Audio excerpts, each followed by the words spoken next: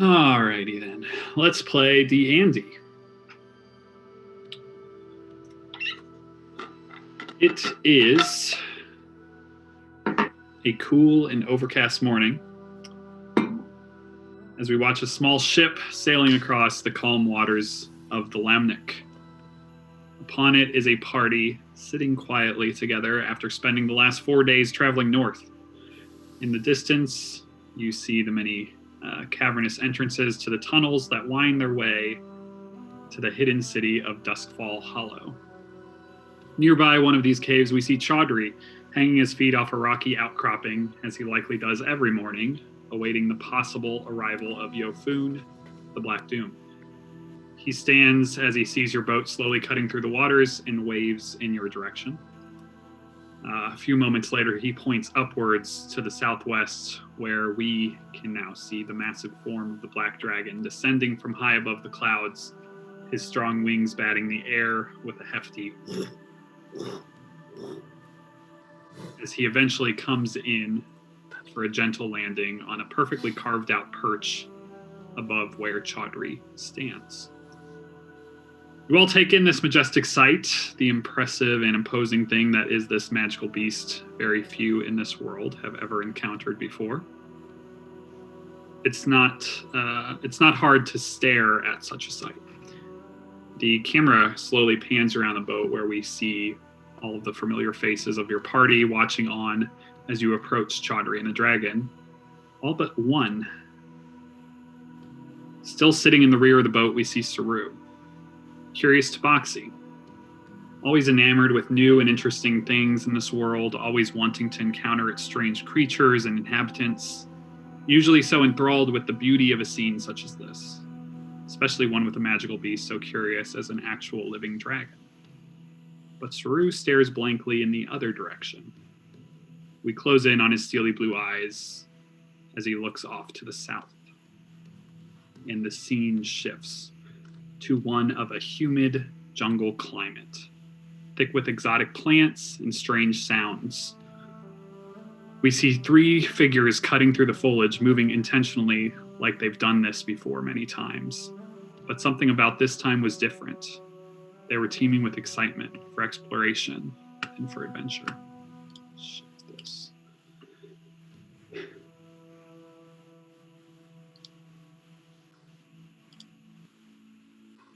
They wanted to explore the area. It wasn't technically forbidden, though the village elders wouldn't be too keen if they found out about this little escapade. But at this point, it seemed inevitable. The sun was getting too low in the sky for the 3 Tabaxi to make it back to the village before nightfall. They would need to make camp and explain things to the powers that be when they arrived back on the morrow. It wasn't long before camp was set up, and a nice fire was flaring up before one of the 3 started off with a familiar tune on his pan flute. We see Saru's ears flick and a smile cross his face as he digs through his pack to uncover a dragon-shaped ocarina and quickly start in on the harmony to Kale's flute. Kale had said the song was written for the 2 of them, a song to symbolize the friendship they had shared. It was a thank you to Saru for all the time he'd spent teaching him the ways of music. The 2 had bonded over music. Saru was the natural talent of the 2. It took him half as long to pick up any instrument as it took Kale. But he relished the time he spent helping the younger Tabaxi learn. The 2 could often be found in the village just by following the far-off sounds of a new song being composed by the 2 of them. "Why am I always the only one doing any work around camp?" Kane hollered as he approached the site, a stack of twigs and branches in his arms. "Well, you know I couldn't leave Kale hanging. That's our song. Besides, it's no fun playing on your own. If you gave it a try sometime, you'd understand that. But it's a nice alternative to all that wild sword swinging you do in your spare time." Saru sends Kane a playful wink. Kane never had any interest in learning to play an instrument. He was more focused on improving his hunting techniques. He didn't spare much time for silly hobbies like music, as he often said. He wanted to be a warrior for the tribe someday. "The only music I'm interested in is the sound of my blade hitting its mark," as he takes a hard swing at one of the logs he had just set down, splitting it in 2 rather deftly. Kale couldn't help himself. "You know, Now that I think of it, when you shoot that silly bow of yours, the string looks an awful lot like a pretty little harp. I hear the ladies around the village love the delicate musings of a harp. Saru burst out into laughter as Delicate was about as far from Kane's manner as one could get. We watch as the three banter back and forth, eventually culminating in a very lopsided wrestling match. Kane defeating the two bandmates rather handedly. The three spent the rest of their evening recounting their day's adventure and planning for the questioning they'd be getting from the elders about this extended outing before falling asleep as the scene fades. It was a few hours after midnight when the first howling scream woke the three Tabaxi from their sleep. Each instantly wide awake, but instinctively frozen in place, trying to make out the distance and origin of the sound. The jungles of Krizik were teeming with wildlife, most of which was considered exotic and especially dangerous to those travelers not from the large island. And though the three had encountered much of what the jungles had to offer, none had heard a sound quite like that one before. Saru glanced at Kane. He could see his wheels spinning, mentally tracking and hunting the source of the sound. What if we brought back a kill all our own? We would score major points with the elders. I could be promoted to warrior, and the two of you may even get a nod to join the hunting squad. Think about it. Absolutely not, Kale hissed. There's no way we were doing that. You're not even sure what that was. Admit it. Kale's right. I mean, I understand your motives, and honestly, you're not wrong. But you're the only one that has real training. Even if we found it, and it was alone, it wouldn't be as easy as pinning Kale in a wrestling bout. Yeah, you're probably right. But could you imagine that the village elders would be so impressed with me, with all of us? Well, mainly you. But what if you brought your father and the elders out here tomorrow?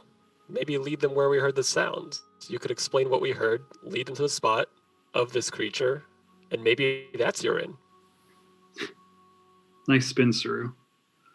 You and your damn optimism. Can you ever turn it off? It's almost nauseating. Again, the three bedded down to whispers, stories, and quiet laughter. They took turns telling the epic tale of the three of them hunting this unknown creature in the jungles. Eventually, they would forget about the strange and horrible sounds and thinking of what tomorrow may bring, before each falling asleep and the scene again fading to black. It was sometime later. We watch as Saru suddenly sits up from a dead sleep. The campsite was draped in darkness, as the firelight had slowly died down over the night. He glances to his left to see Kale, sleeping soundly, sprawled out on his back, like always. But as he turns to his right, his demeanor changes dramatically. His heart sank, an empty bedroll. He jumps to his feet and quickly scans the camp, hoping to see him nearby. But he knew in that moment Kane was gone, his weapons with him. And then the same howling scream they heard hours ago called out in the darkness. But this time, it was much, much closer. And the scene shifts from the jungles of Krizik back to the small boat on Lamnik Lake. As you arrive beside Chaudhry, the Dragon Yofun looking down from the outcropping above, and Saru shaking out of a daydream. Preston, bottle cap. And let's switch this up. Guess we'll jump on to map for now, just for something.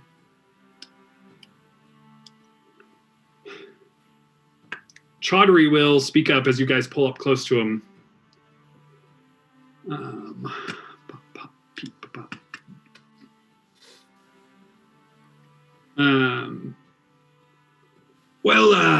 That was pleasant timing now, wasn't it? Arthur told us to be expecting you. It's good to know that his knowledge of the North could be put to use even as he heads south. Tough decision for the lad He's doing okay as far as we can tell. He's alive, at least, as of yesterday.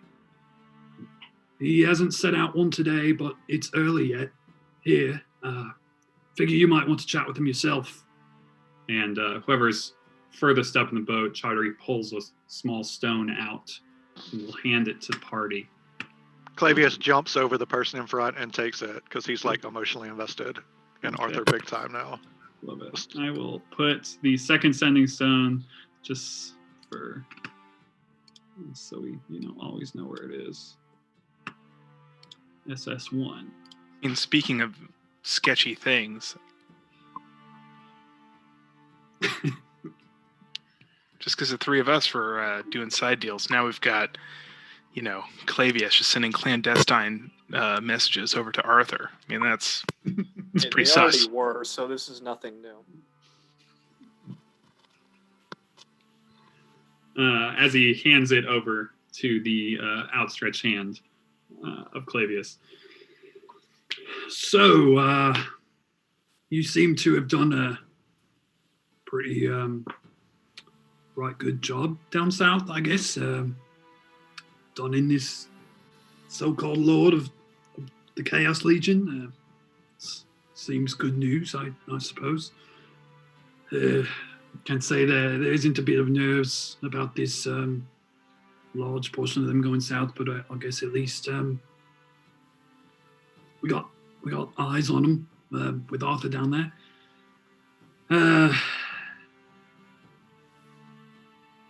Don't mind. Yofun knows most of this already. He came by yesterday, so I filled him in a bit. I told him he'd be coming by today, and I know you all wanting to talk to him, so the lady will be wanting to talk to you all. But now's as good as time as any for you to take your time, talk to your food. And he starts like kind of climbing into his little small canoe that's right there. She mentioned maybe finding you guys a place to stay that isn't, my storeroom or something like that. But we can get to that later. You guys have a chat. I'll give you some time. I'll just be down at the end of the tunnel. I'll just wait for you there, so I can lead you through to the hollow. But yeah, you and the big guy talk it out. And this whole time, Yofun's just kind of like sitting there, just staring, looking down, as Chaudhry's slowly getting into his boat and making his way into the cave entrance. And Yofun just sits there for a few seconds. He doesn't look like he's about to say anything. Steven will, if we're not already out of the boat, he'll get out of the boat and say, "Oh, great and powerful Yofun, I can't tell you how much my heart is warmed to see you again, see that you're safe." Yes, it's good to see the group of you alive as well. And it seems putting my gifts to such good use. And you see him kind of look over a few of you. I was almost of a mind to come looking for you, but I had a feeling you'd make it back in one piece. Too bad about the lost northerner, though. A pity, really. I feel we could have put him to good use up here. Chaudhry mentioned yesterday that he asked the lady for my help. Of all people, he asked me. He must be in far over his head if he were to ask for my help, for I never got the impression he trusted or much liked the Black Doom. He just kind of like sits there swaying for a moment. Well, are you going to help him?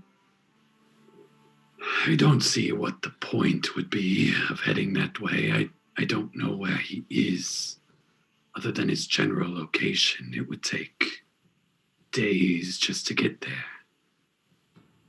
Do you know What did he ask you to help him with? I didn't speak with him directly, but he asked the lady to tell me of his location.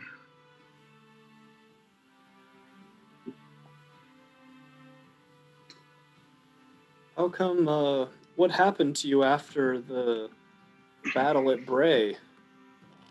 What do you did go? mean? Well, I acquired your things and left them for you.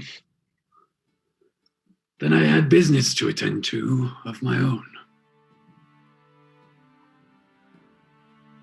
Oh, that makes sense. I think we were all just sitting. He'll kind of like look at everyone like hoping. You had indicated you might be able to give us some information about what's been going on up here in the north, and I know I was really excited to see you again, and so just hoping you might be able to clue us in. Well, here I am.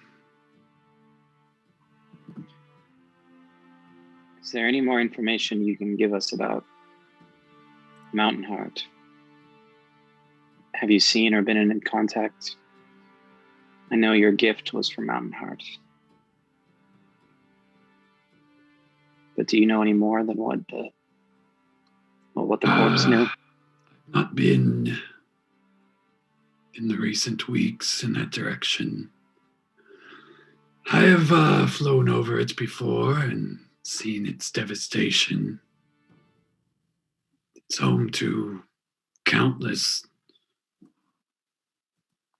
zombies walking the streets. Do you think anything is still there? Other than husks? I know the city shut itself off, and I don't know what's below. There may be something, but the upper city is desolation, worse than Bray. Just without the demons. How long has it been since we've seen him? 2 weeks, maybe? Yeah, maybe a week, maybe two. I don't know exactly which day. I think it was before the turn of the new month, so maybe somewhere in the 2 weeks ish.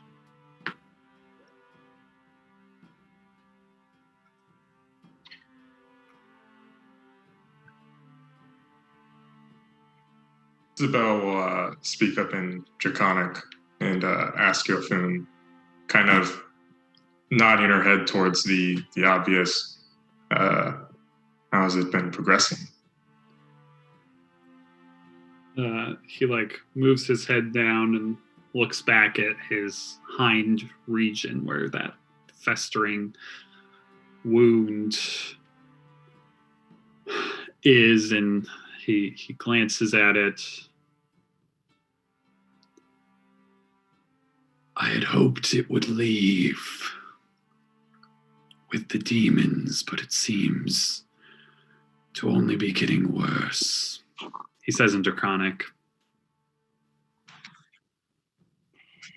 I told you before that I might be able to help you with this.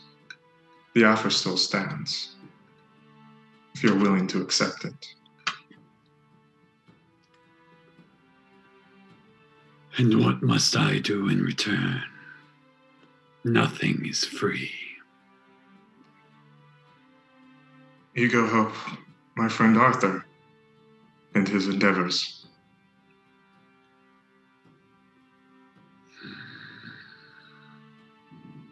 Just a long breath. Do you have a way to locate him? I should be able to.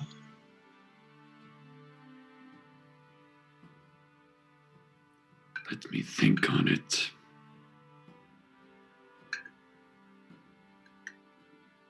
Is the word Arthur the same in Draconic as it is common? Would we have recognized that? Isabel probably would have said Arthur in common. Yeah. Yeah. Well, I don't know if there's a Draconic. Yeah, you Sort of. probably would, say Arthur. I would presume. It's long A's and long R's. Hey, you're not here. Put yourself on mute. You don't have a character.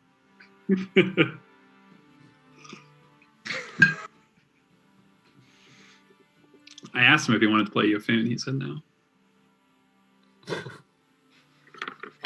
All the power of a dragon as a PC.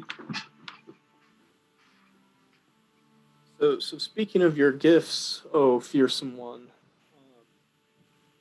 could you tell us a little bit more about the sphere that was amongst them? Anna will pull it out of the bag. Yeah, you see. So when you first say that, you see him kind of like thinking. Oh, this. Yes, I thought maybe you would enjoy something like that. I'm not sure exactly what it is. It seemed to be some type of puzzle. I was never one for puzzles. Oh well, it was really cool that you thought of me. Oh, great darkness of the sky. It was more than just a basic puzzle. I must say it actually transported us to some other place, and we were almost killed by vampires. But it was so I didn't know if you knew where you got it. For maybe the first time, it's like really easy to read his expression, and there was a sudden interest and like maybe surprise on his face just when you said like that, and immediately like goes back to stone face. But like it was this like snap of like He wasn't ready. He wasn't ready for that. And you see him think for a second. What do you mean, another place? Well, I was working out the puzzle, and the sphere started like lighting up, and it seemed like I had solved it, and all of a sudden, all of us found ourselves in this dungeon like place where we were attacked by vampire spawn, and I think we were attacked by like ghosts, and there was this curse that almost killed me, and that really sucked. And then we found this key in the tomb of a vampire, and only barely managed to get out. He looks like over to all of you, trying to read all of your like expressions, basically to see if this is like just the story of some like hyped up young elf. Isabel nods in agreement. It's even trying to buff up a little bit in front of the dragon. Yeah. Xerxes is just muttering to Saru, he's definitely exaggerating. We had the situation under control. It's like, barely made it out. That's the guy who did not make. Never heard death being cool. Interesting.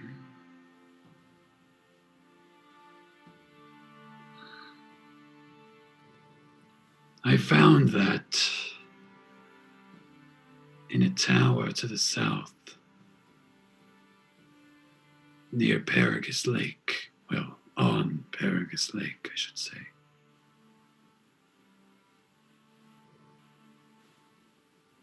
You got that from the old Wizard's Tower? Yes, among other things. It didn't seem like the wizard there would be needing it. For I think he's been missing for some time.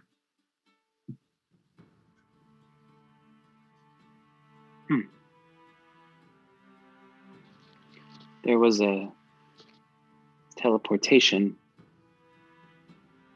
circle at the top of the tower. I don't remember seeing a key, but interesting. You have a picture of the teleportation circle, though. Maybe you could take a look at it.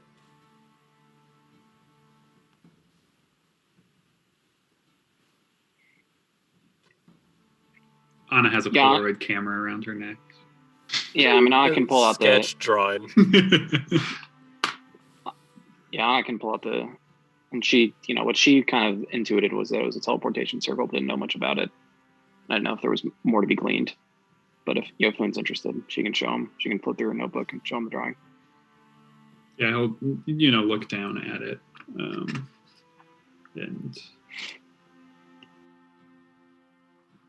he says, Yes, it looks like a circle.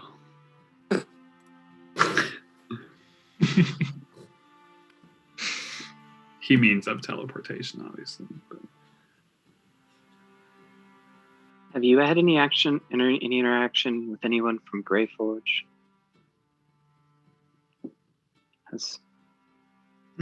Other than no, I've not. I've gazed upon the wall, but it's about as far as I go.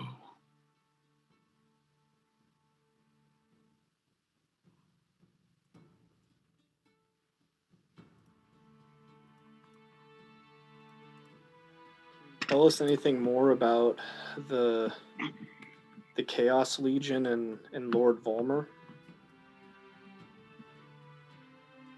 What about? We know that they're in league with certain people in Briarwood.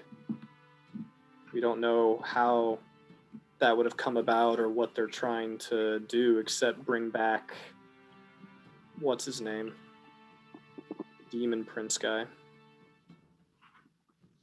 I don't often say this, but it seems you know more about them than me.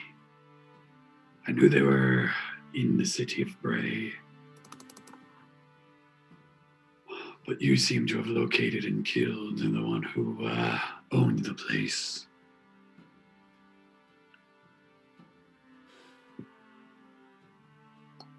The most I've interacted with them, they have ended up dead. We haven't had much conversations.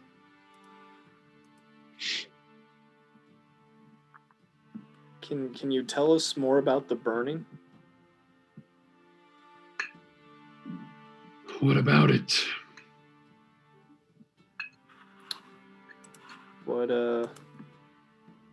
What happened out here?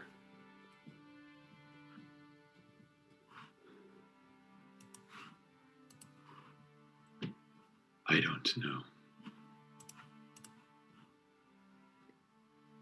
you see him just kind of like look off in the distance when he says that.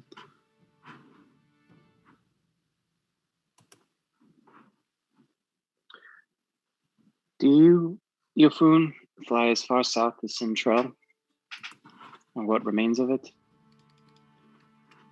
I've flown nearby, yes. Do you know what stands there? Nearly half the city is destroyed. There are partial areas that still stand. As far as I can tell, it's empty of life, but I haven't gone poking around.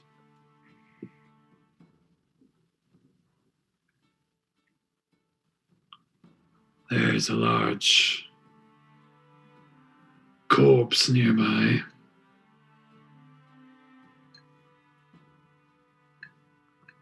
A large corpse, like of a primordial? The Titan. giant. Yes. Titan? The same that destroyed the city.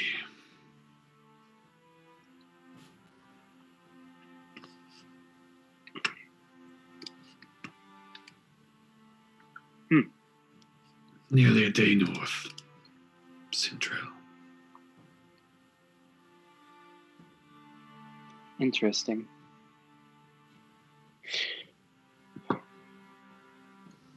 Do you ever interact with anybody at the crossing? Like you do here? I have not, no.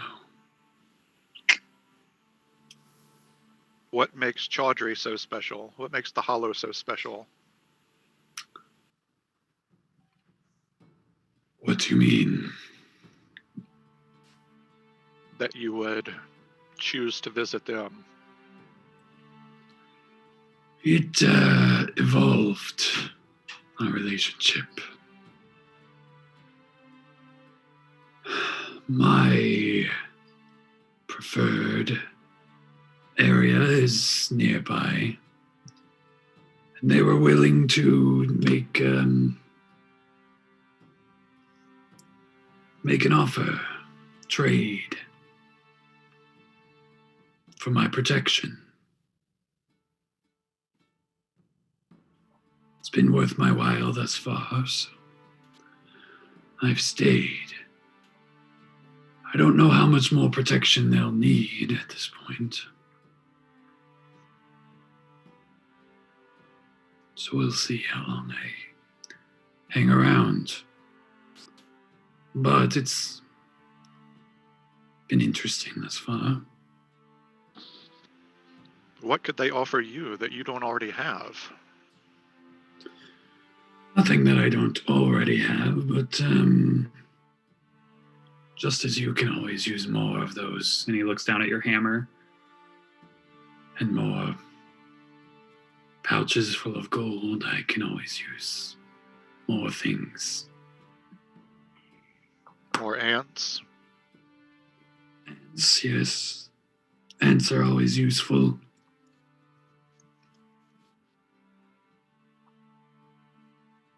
If you would give me a bird's eye view. This land is infected, and he'll look at his wound on his right haunch there. Dropping the tower didn't fix it. What fixes it? Your guess is as good as mine. I had hoped the tower would be a start. I'd hoped it would be the end. He looks off in the general direction of Bray. Kind of growls as he shifts his hindquarters a bit.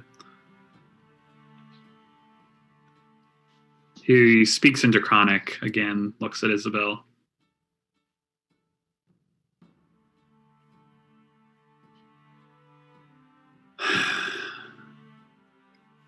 Join Chaudhry tomorrow morning. Come out and speak with me again.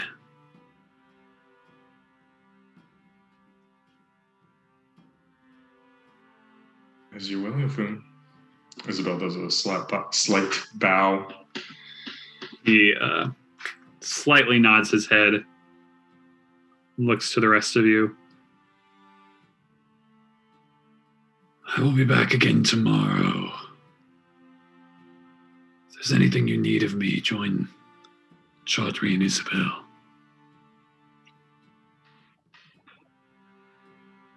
And then he starts getting prepared to he stretches out his wings and is getting ready for takeoff.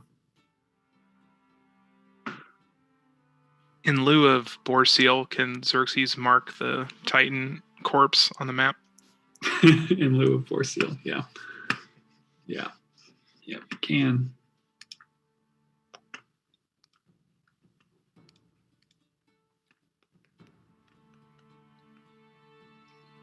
We think this one looks great.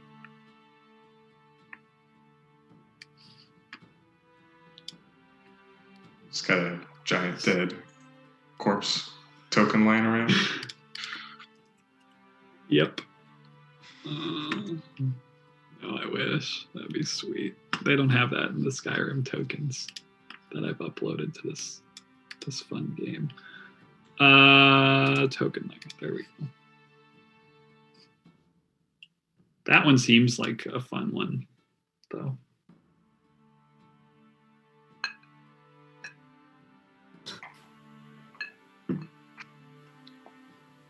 I don't remember what that is in Skyrim. My gut told me Markoth, but that might be my gut. I don't remember. Very spooky one. Like, it is kind of scary looking. Do they have a giant camp one? The bones? Ooh, that one would be good too. The mammoth skull. The mammoth skull. I don't know if I have that uploaded. I don't. No, I guess not. Weird. Will is spot on for Markov. Yeah. Boom. Impressive. Something else Yofun didn't know. Spoiler alert, that's Nick's job now is Google. On it.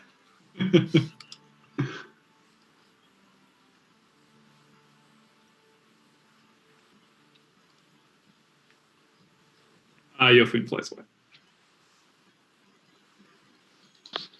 Dust and spray of water and rock. Your boat does that in the water.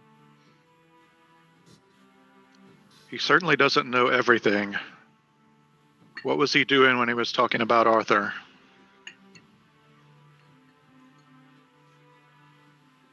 Does he mean him harm? No, Arthur had asked about him. I think was all.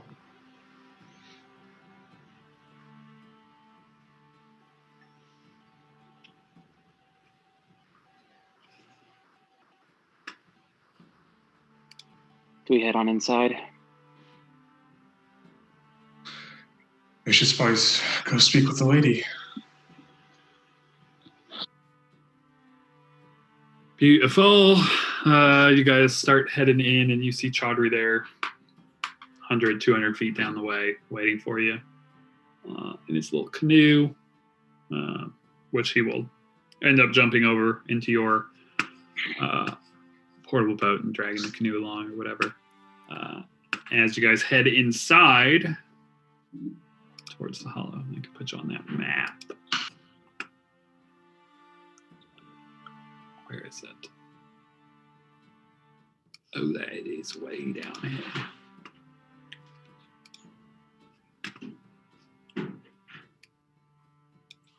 Ta-da.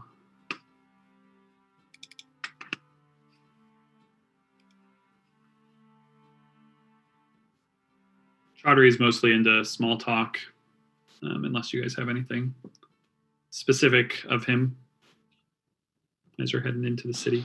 How's the leaderboard looking, Chaudhry? It's grown a bit. No massive spenders, as nobody's eclipsed Arthur quite yet. But they're trying. They're definitely trying. It's not bad. It's best business I've had in well, maybe ever. So you've done quite a thing. Well, I'm not going to tell you how to market your business, but we're walking in here with one fewer adventure than we walked out with. If you wanted to spend that as the cost of procuring another bottle, it might make people more inclined to think that they are more rare than they are. It's quite dark. That is quite dark. We will have to think of something, because if somebody thinks that they can just eclipse Arthur without even, thinking he's in the ground or whatever, it could be. I don't know if that's a good thing or a bad thing. But maybe hire some bards to tell a tale or something. That viral marketing hit the streets.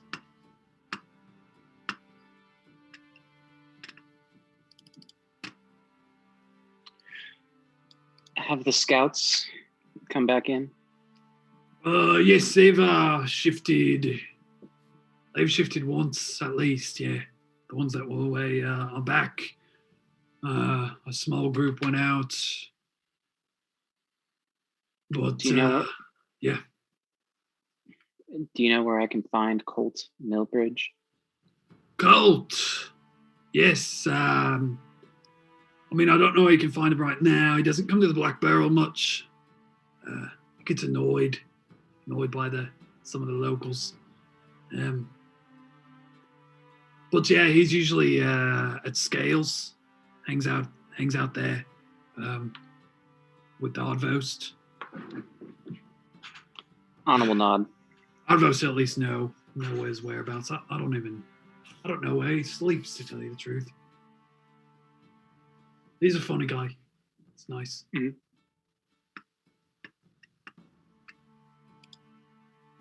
Anything else I can do for anybody?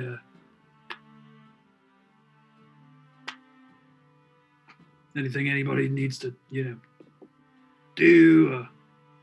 Kind of like as the ship's coming basically coming in, you'll notice again that it's kind of like the same as you left it. There's a lot of more quote unquote military presence. There's a lot of the large like pikes coming out of the water. As you go under the cavern entrance next to the waterfall, you can see that there's a few guys stationed above where they had the rocks and everything. And there's some of those ballistas still out that, the first time you came, they were not on the shoreline of the, district that I've already blanked on, the Stonewater district. So it's still kind of like a more militarized presence, but as you get closer to the city, you do hear like that general echo and chatter of the city that you did the first time around. It's not nearly as quiet as it was when the adventurers vanished in the back of the Black Barrel Tavern into nothingness, and they were very scared. And we're gone for like almost 24 hours. That is, it seems like the city is back to normal, but with a little higher military presence currently. But yeah, you guys will get taken to the front. Chaudhry will happily take his portable boat back. He can have the portable boat back. And We see where his priorities really lie. yeah, he's very excited about the boat. He really did not like having to lug around a canoe for the last however many days that was. It's very annoying. Stephen will ask Chaudhry, because I don't think we know, what Yofun mentioned that he made a deal with y'all, and that y'all provide him with things. What do you guys give Yofun? What could he want from y'all? It's mostly what they get out of the mine works. Some refined gems and stuff, crystals and the like. Crystals like these, and he'll produce the one that Saru gave him a while back. Yeah, actually a lot like that. Not many that big. That's a good sized one. But we do have a good bit of those veins down there with whatever that is. He likes those.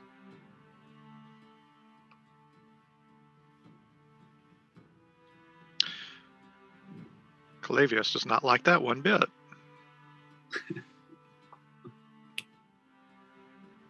He will not say out loud. He thinks happily to himself. So yeah, you guys are kind of taken to the dock and set loose at that point to do what it is you want to do. Go see the lady first, right? Yeah, you can. That's what you want So to do. yeah. Chaudhry will take you over there.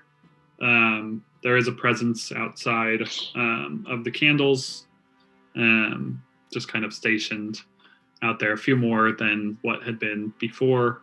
You only have to wait 10, 15 minutes. And in that same chamber that you've been in many times before at this point, the lady will join you. Welcome. It's good to see you all. It's good to actually speak with you in person rather than over the stone. Did you contact Arthur today? We figured we'd save it in case you wanted to speak with him. No, not yet. We didn't know that there was a charge available. But we will. Thank you for allowing us that courtesy. Nod her head. Do you know where he is? Inside south. I believe last time we spoke it was west of the Lamnik. I'd have to check specifically. I can also pull you over to that map if you want to see that. Pop. Maybe we'll just stay on the map for a little while. Stay on the map for a little while. Sorry, I said Lamnik. West of Paragus, I think. I don't know exactly how many days he had told her. For the cheek.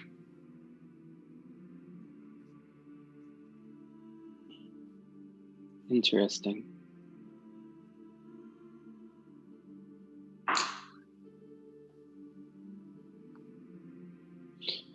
If they're going west of Paragus, they West might be of- going for the academy. He said west of Paragus Lake, then south is what she'll relay to you.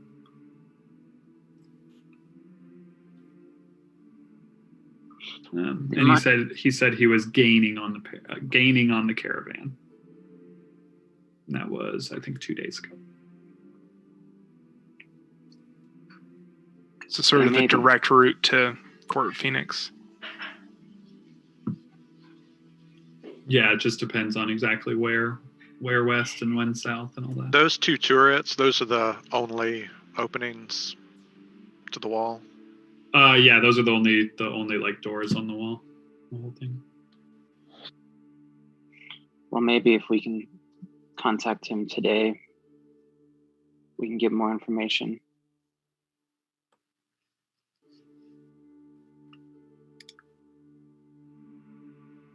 So I guess we get Lady Evelyn up to speed and sort of tell her more in depth that saw the caravan leave, went in, killed Balmer, took him to his stuff, but didn't really find out what they were doing there. I'm a big fat liar. So the last message that he said to the lady, thank you, Nicholas, is that he was within a half day of the caravan. She'll just relay the whole thing. Oh, never mind. I'm a liar. I am not a liar. Nick's a liar. Never mind. We're good. It was exactly what I said. You're a liar saying that I'm a liar. I'm a liar. Nick's a liar. We're all liars. Make an insight check. So yeah, west and then south is the last thing the lady has heard. Okay. Email Sorry. thread is too long. Yeah. That was the main issue. There's a lot of emails in that thread. And that was since last week. Wow. Well, So what is it that you all mean to do? You are welcome to be here as long as you wish. Obviously, it's difficult if we're talking to him only through the stone. It is helpful that we can talk over such great distance, but 25 words is almost I finished. I don't know if we haven't made a decision as a group on what to do next. We may have to. I think people have business they want to do in the city today, and we may Of course. try to make a decision. We feel we need more information about what's going on, and we're not totally sure what makes the most sense, but knowing where Arthur is going as well would help. Of course. Obviously, spend as much time here as you please. You're welcome to come and go. I have been thinking about it. I've been looking into if you are interested in possibly finding some place more permanent to stay, make your own, rather than the back of a tavern stockroom. There's plenty of space. I could find something that would suit your needs if you have specific needs or wants. But just an option that's out there. It'd be the least that we could do.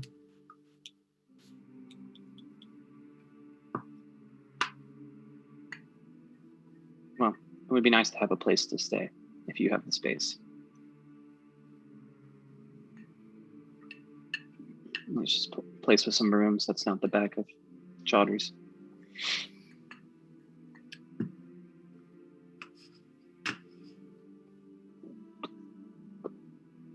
Beautiful. But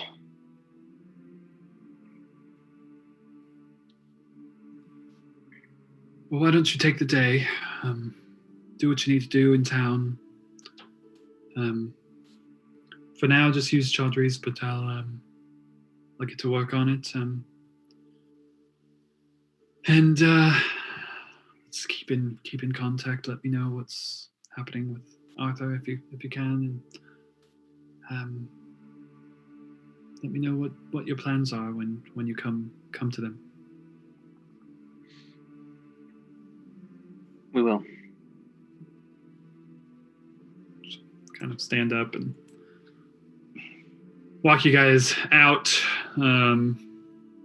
into the streets of Duskfall Hollow, where you guys can do whatever you want. Before I'm gonna everyone- race Xerxes to runts. Hang Race on. to runts. before everyone dissipates for the day, are you going to send a message to Arthur asking him where he is, Clavius? Let's put our heads together for 5 minutes and decide what exactly we want to ask. My gut would be to ask if he knows where he is heading yet, and if he plans to follow them all the way to their destination. But if there's something more pressing, let's put our Yeah. heads together and think about that. I think just knowing him knowing that we are talking to Yofun. Anna will sort of glance over to Isabel. At least I think that's what you were doing. Would be useful information for him. But I can't think of anything else. Just if he knows where they're going, if he knows his plan, and just letting him know we are talking to Yofun. We are negotiating with Yofun. Because if the dragon would be willing to clear them out,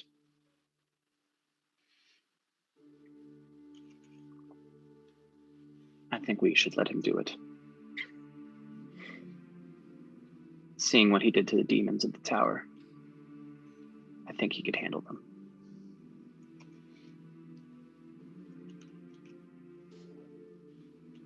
While you're working on that, do we want to meet at Chaudhry's this evening for a meal? Hopefully we have information from Arthur, and we can make a decision on what we do next? Does anybody think they need to be here for more than a day?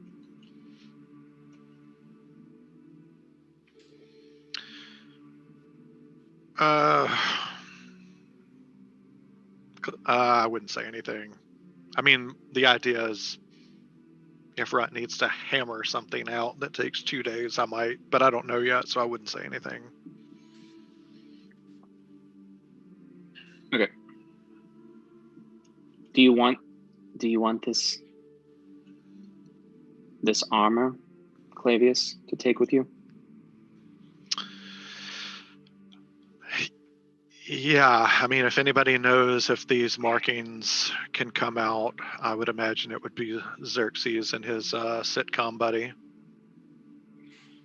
Anna will nod, and she will try to it will take literally every ounce of strength she has to pull the armor out of the bag.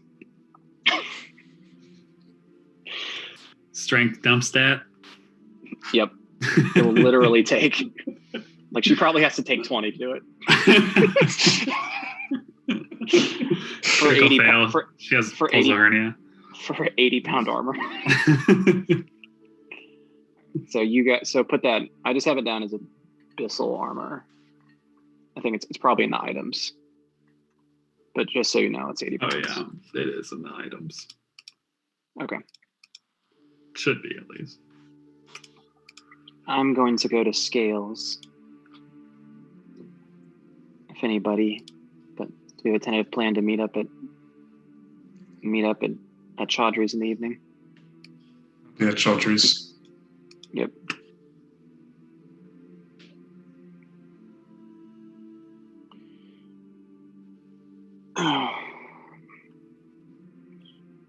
Is that the message?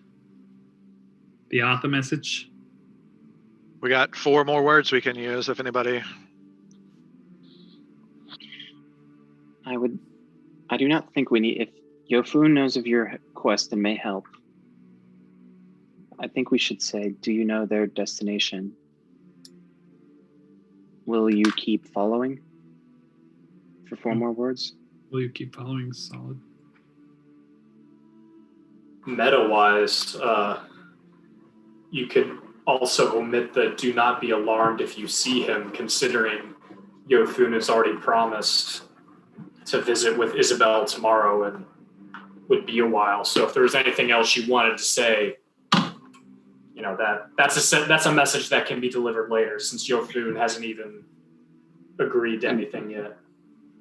Fair. Give you another 8 words, possibly. Yeah. Love you very much. Heart emoji.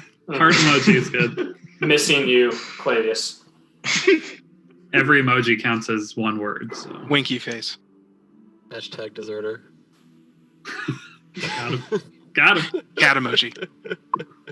Cat All emoji. right. Cat emoji. Cat Does emoji anybody- with knife. Does anybody have anything else they want Flips to put in table. there? Got you. That's not passive aggressive in one way or another. We gotta roast him while we can. Oh, for sure. All right. Sir is crestfallen.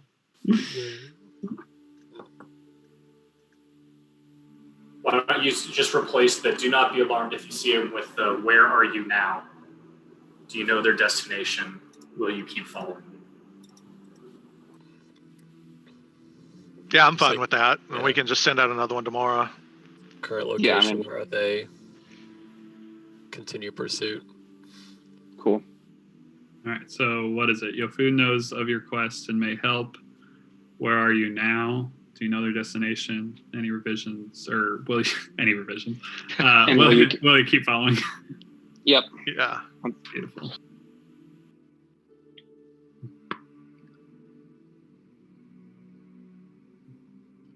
Let Nicholas work his magic. If you have any timeline questions, feel free. Meta-wise, because this is just a reminder, has the party discussed the crystal that you referred to, Clavius? Has that been... Can someone just remind me? Because Steven's going to bring it up, but if it's something that I should remember, then I can watch it. I mean, So I I think- know Saru and Xerxes and I found some on the 0.5. Yeah. And Everyone then, knows that I have several because I showed them earlier when we were at Lake Paragus. Yeah. and Saru's he held brought it them up And a couple other times, yeah. with the halflings. In the Mhm. halflanes. I think it wouldn't be outrageous to intuit that. I mean, I thought we knew that they were using they were grinding up the crystals with that thing. Yeah, they were doing something strange with that. The machine with the That chaos machine. laser. Yeah, Hmm. yeah, something. I don't know if we knew it was grinding, but it was something involving the crystals. So, maybe some sort of guess that they have some property here. They're clearly valuable for something. But I don't think we really know what.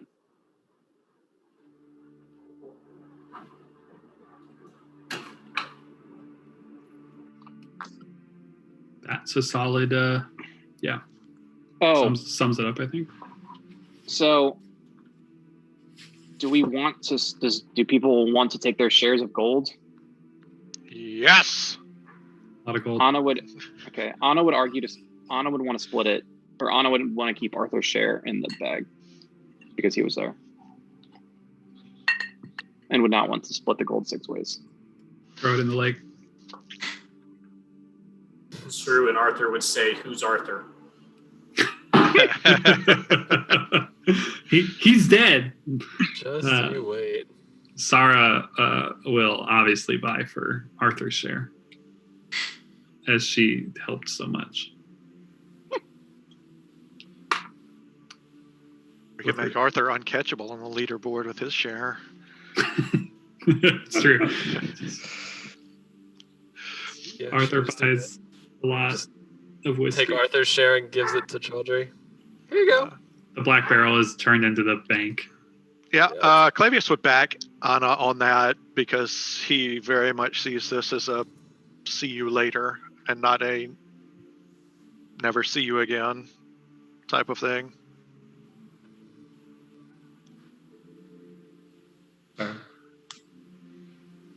Is someone doing the math?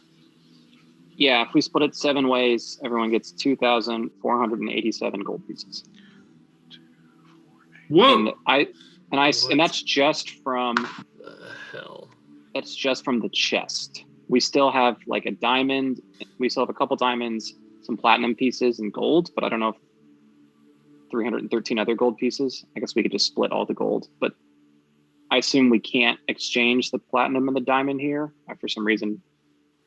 I mean, you can change the platinum into gold if you want to. That's fine. I'm okay with that. We could just keep it as a The, nest egg. the diamond, Okay.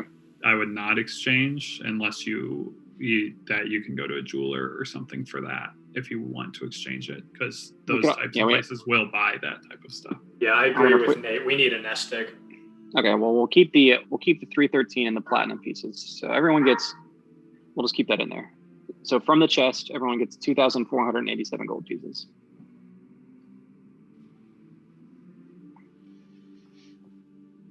Is everyone taking their share? And is everyone cool keeping Arthur's share? Saru, are you giving your share to Sarah? No.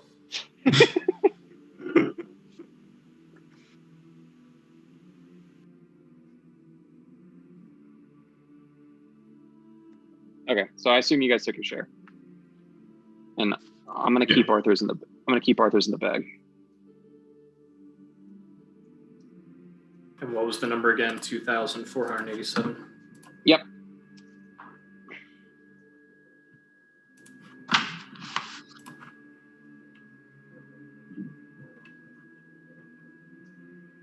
All right. Meet at Chaudhry's tonight. Agreed. Cool.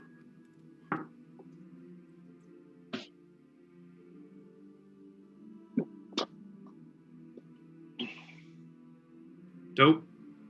You guys are rich. Oh, you get a message from Arthur. You're not even going to do it in your voice. You're not even going to do it in your voice. Come on. When else are you going to be able to do an Arthur voice, if not during a D&D session? Clavius didn't do it in his. That's true.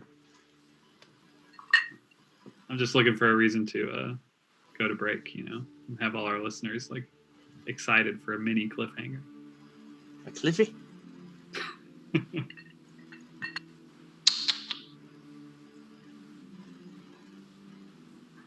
All right, so you receive a message back before you all break to do your thing from Arthur, and something to mull over as we go to our 8:10 break. I'll be curious what Yofun says as we're spitballing here, / could get started on our conversations tonight, because like it's kind of far away, and it's like, are they going to already accomplish what they're trying to do by the time we get there?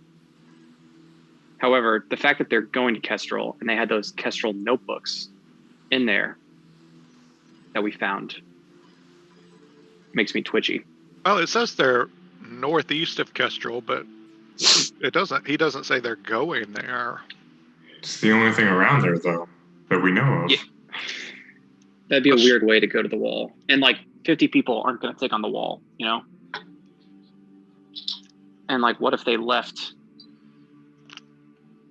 What if Well, they that's left assuming- the cave, Well, I was going to say, that's also assuming that they don't have some special passage to get back over the wall as well. True. Because they came over, probably. Yeah. I just wish we could like. How many days hike do we think it is to Kestrel from here? 2 weeks? It's a long time. Like 7 days as the crow flies. How many people can ride on a dragon? Not that many. Yeah. Yeah. Michael's got that look on his face like, I literally gave these bozos journals with directions to where you're supposed to go next, and they're sitting here talking about it. And they were blank. They were blank journals. They were blank. They were blank. I didn't give you shit. You can write that in your inventory. All right, y'all. I'm not gonna jump in. You guys do what you need to do. If you want to do some exploration now, do some talking now, it's all up to you. I want to go to Ardvos. Okay. I think someone else is heading that way Eventually. too. Anybody going there was? Oh, you're going to Scales? Yep. Yep. Anna will go with you. Oh, sure. Same place. Unless you're trying to sneak. No, I didn't know he called it Scales. Yeah, that's Yep. his shop name is Scales. I want to do that one first then. Sure. All right. So you make your way, whoever's going there, Anna and Saru and anyone else that wants to join or not. Steven will probably go, but it's just literally killing time at this point. Go to check it out. So Scales is located in the Pillar, which is the massive, like floor to ceiling pillar of rock that has all these like stairs on the outside and tunnels kind of throughout it, where all these shops are located. It's like the biggest merchant area. Mostly normal shit, nothing too exciting, but Scales is located about halfway up in the Pillar. Anna, you have been there before. Saru, I don't think you have. It's a small shop. It's not too big, but it is like full of like tinkering supplies, as well as like it almost looks like a like a mad scientist's shop a little bit. There's like beakers and bottles and all kinds of strange stuff. Kind of like, little reagents and things that you would mix into potions, things like that. Scales or Ardvos is a bit of a like tinkerer on the side, but makes potions and drafts and all kinds of random things like that.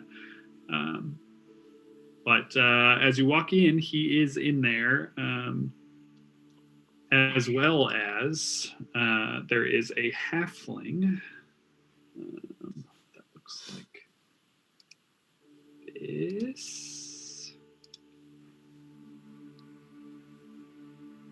looks a bit like that. Put it on the map as well. Down here.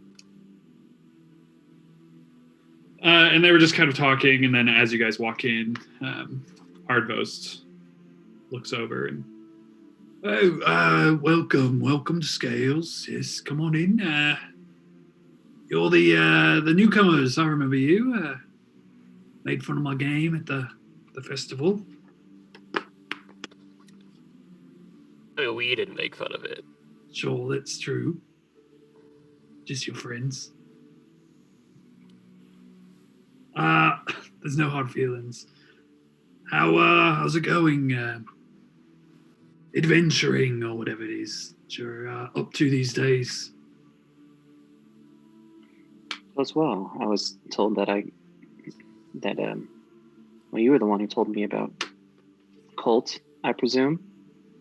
And this guy will walk up. He is a halfling. He is a little bit taller than an average halfling. He walks over. He's in the 4 foot region. 4 foot, over 4'5" maybe. Walks over and extends his hand and bows. Yes, nice to meet you. Colt Millbridge. And you are? Vestriana Rylinia. Pleasure. Quite a name you have there. And you, my friend? Looking to Saru. Oh, my name's Sarah. And you there in the back? Sorry, he'll go, I'm Steven, and like do something like this and just like make sparks come out of his hands. Oh wow. All right then.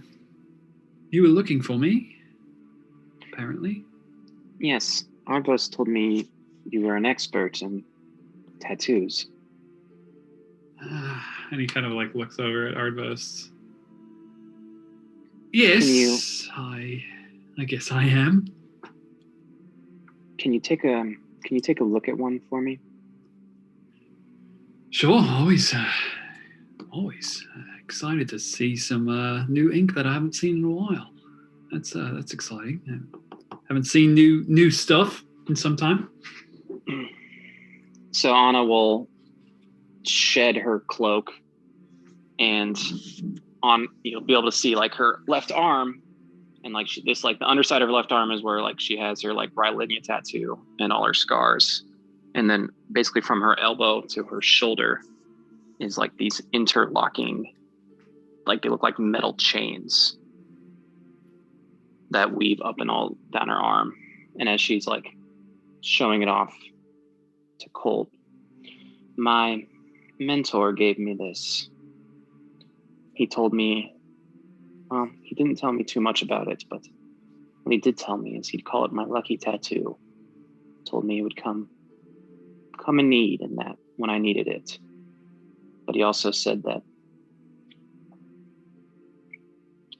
I should be on the lookout for other people who can make these tattoos, but it's never done anything as far as I can tell.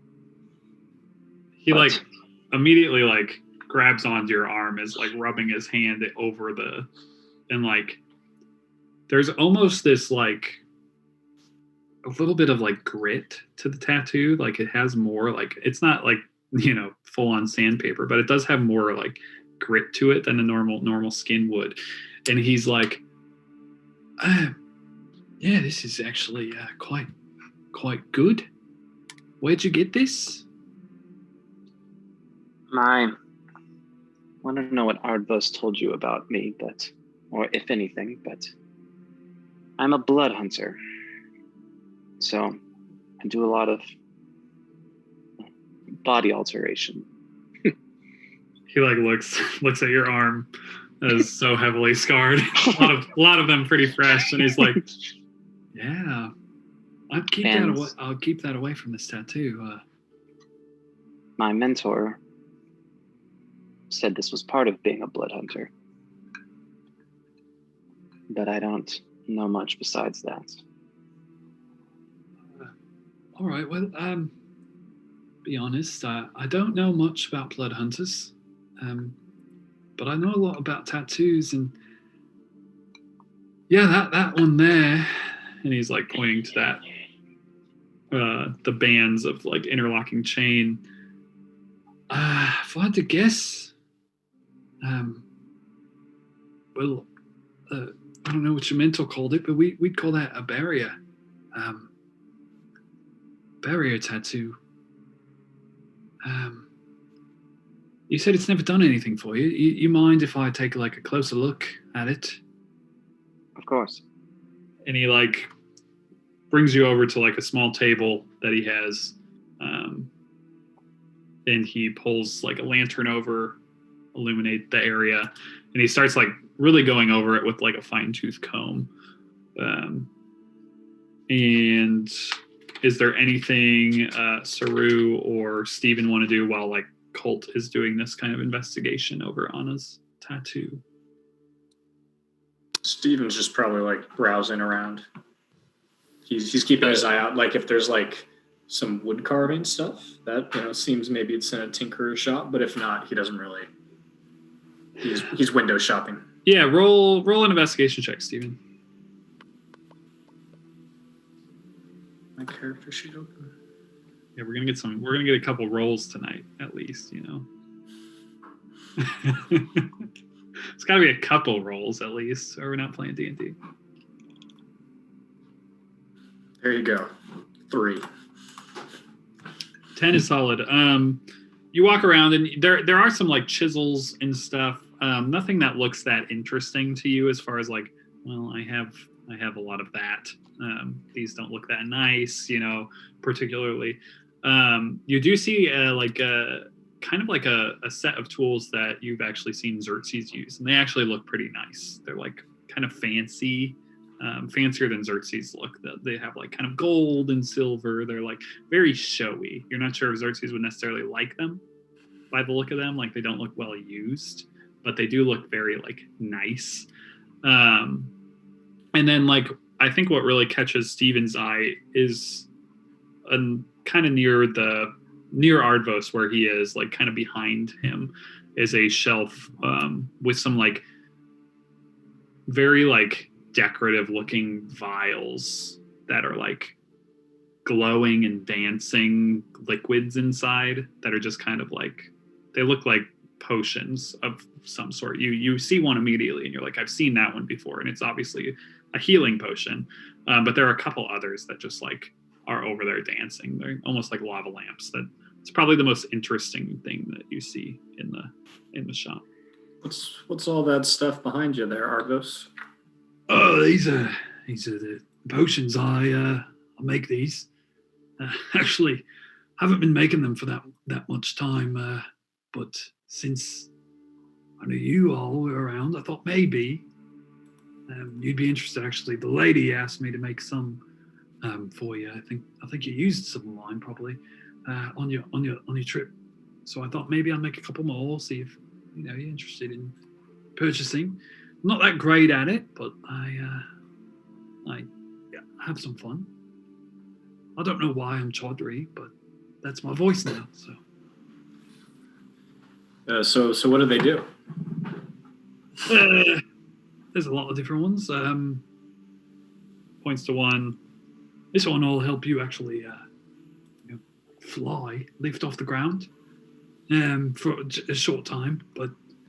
And there's this one here, makes you move a bit faster, You're able to do more things in a shorter period of time. This one, I've got a couple potions of healing. This one, I think, should be a bit better than a normal potion of healing. Got a couple of those. This one helps, I think, it should cure diseases. If you have a disease that needs cured. And yeah, that's it. It's all I've been able to put together so far. But I thought I'd get back into it. I haven't been doing this for quite a while. There's people that are interested around. Usually, not a lot of business for it. But figured I'd try my hands.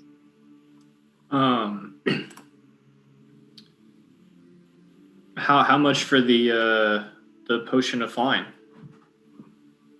That's about well, let me look, 500 gold pieces. Steven will take that and a potion of healing. Potion of healing is 60 gold pieces. I want the better one. 150. All right. So 500 and 150. Cool. Oh.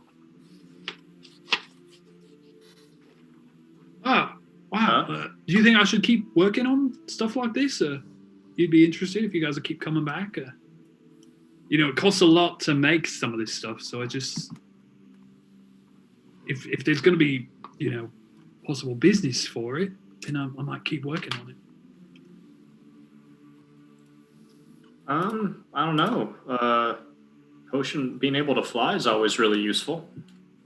Yeah, I know, right? I keep trying to sell it to people in here, like, hey, you could, go check out the ceiling or whatever, but not a lot of people are interested in that. Yeah, that kind of makes sense, especially since y'all aren't able to go outside. Yeah, not much. Not much. Saru, is there anything you'd like to do?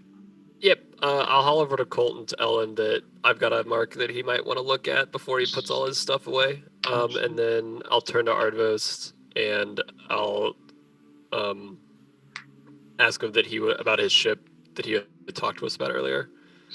Long story short, just trying to see if he remembers how to pilot it and if he could give me the most in-depth rundown of how it would work if it was actually functional.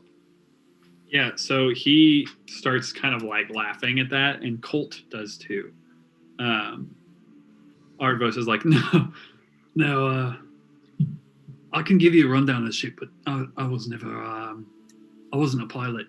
Actually, Colt was a pilot, not of that ship, of a different ship, but yeah, we could tell you anything you want to know about Maranthian airships. Colt flew for the fleet for a while, and I myself, I was just a passenger, soldier. I helped keep it going.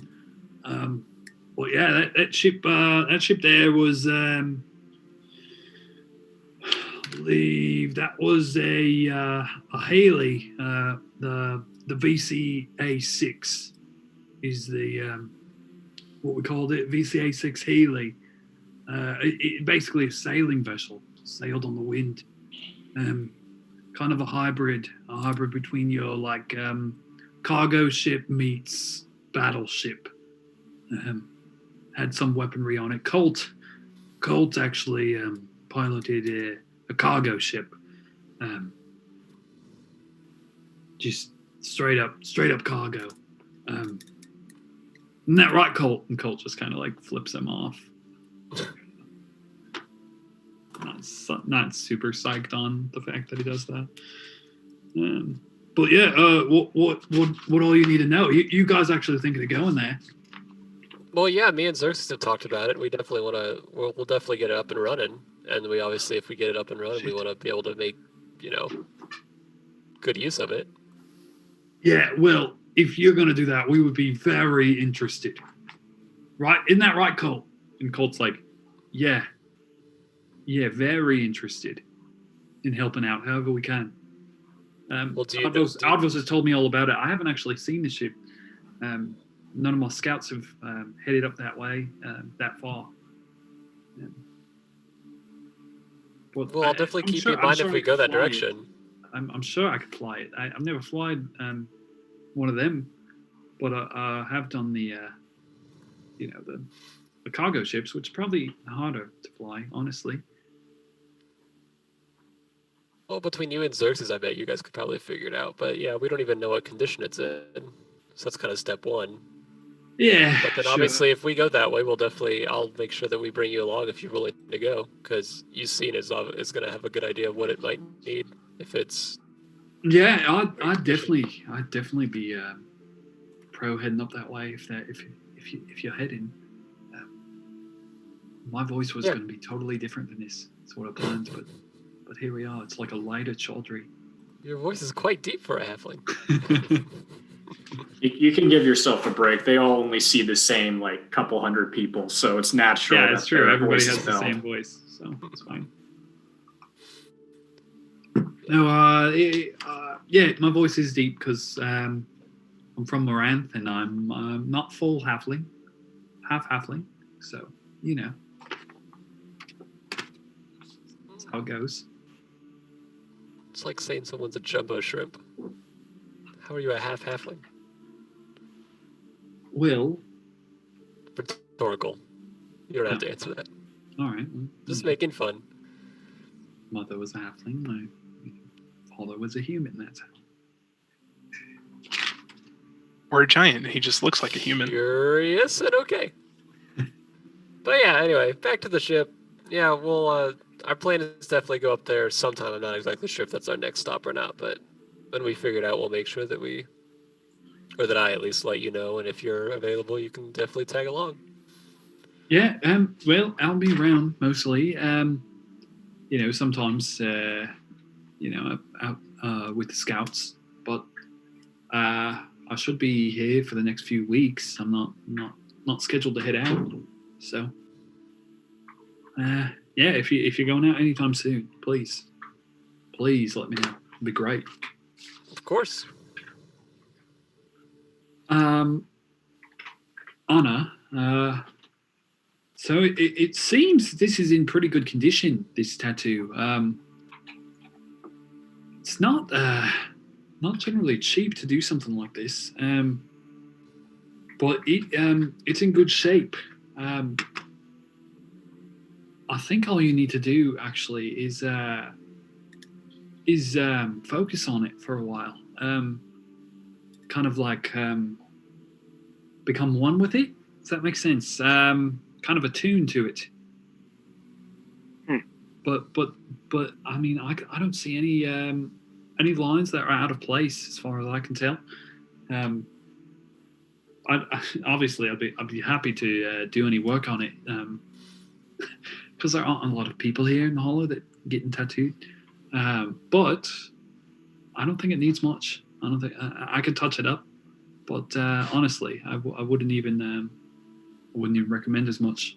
I think you just need to spend some time with it, focus on it, and I think I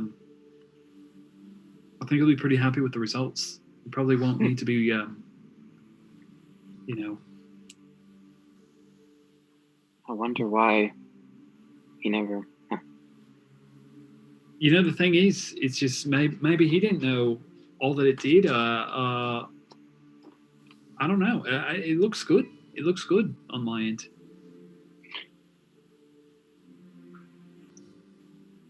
Do you know what it will do when I attune to it? You called it a barrier tattoo. Yeah. So it's like, you know, this sounds far-fetched, I guess. You know, the world used to be a bit different.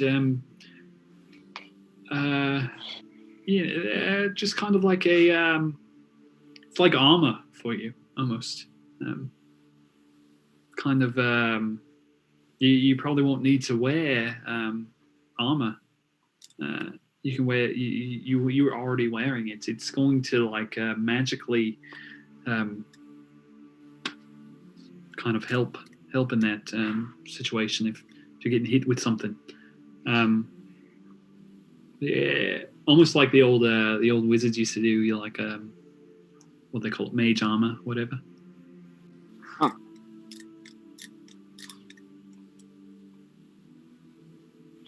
Do you do any other tattoos that are like this? This I've actually never done a barrier tattoo. I have done some tattoos. I've done different ones. I would love to actually study this. That would be awesome. Add it to my book, you know. So I'd be able to. But yeah. So the thing about these tattoos, they cost some. You know, I charge for them. But the biggest part is for the magic to work, you have to use gem dust. So that this tattoo here that you have, it has like silver and platinum inlaid in it. For a lot of my other tattoos, it's just specific gems grinded into dust and kind of like injected, and the magic pulses through that. It's a cool thing. The world is just not really too conducive to my skill set at this point right now. But yeah, I do it. If you can manage to find the gem dust and pay for it, it's the hard part. Quite expensive. What kind of gem dust do you need, and how much do you charge for a different one of these that you do? So as far as I know, things I can do, mechanically speaking, stepping out of the character and talking about mechanics, he can give you a +1 to any of your stats. A straight +1. The way the magic works, you can only get one of these types of tattoos ever in your life, because Reasons.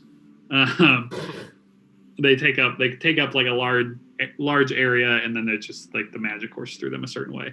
But he can give you a +1 to anything. It's 2,400 gold pieces worth of specific dust for each of those. Constitution is 2,750 gold pieces, and then so the dust: ruby, emerald, diamond, jade, sapphire, and aquamarine. I can send you all that information. So he needs that type of dust to do it. There are jewelers in town that probably be able to turn your gold into dust. They probably might not like grinding their gemstones up, but they can do it.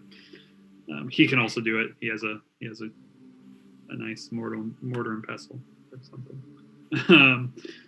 He can also do resistance to elemental stuff. So he can do fire resistance, cold resistance, lightning resistance, and acid resistance. That's all 5,000 gold pieces each. But you can stack those as many as you want. Okay. And that's all he currently knows in his book.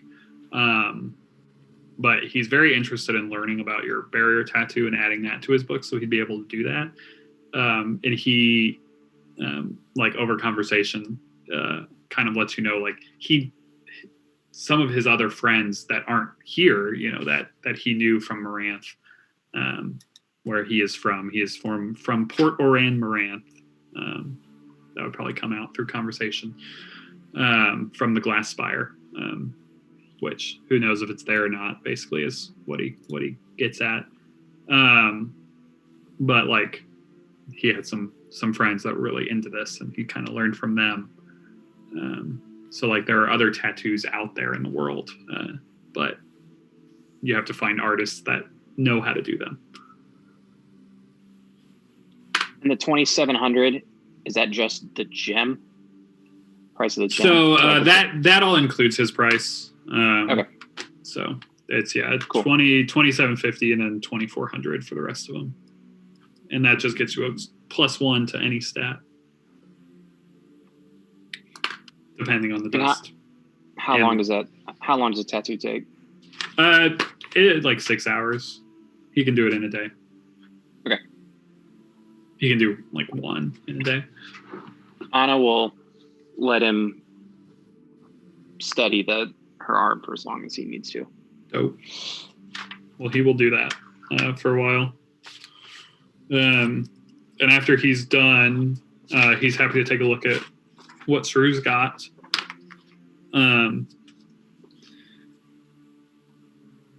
Sru's, as you show him that scar, like mark on your back, his response is like that it's really cool. Like he's really into it, but he doesn't like. He's like, oh yeah, no, I don't do this type of thing. This is awesome though. Who'd you who'd you get to do that around here? I mean, no one. It just kind of showed up one day. He's, doesn't really understand, and he's Yeah, I mean, we were walking around and I had like a burning sensation on my shoulder, and next thing I know, that spot was on my back. Yeah, that's way beyond me. That is cool though. I mean, it looks awesome.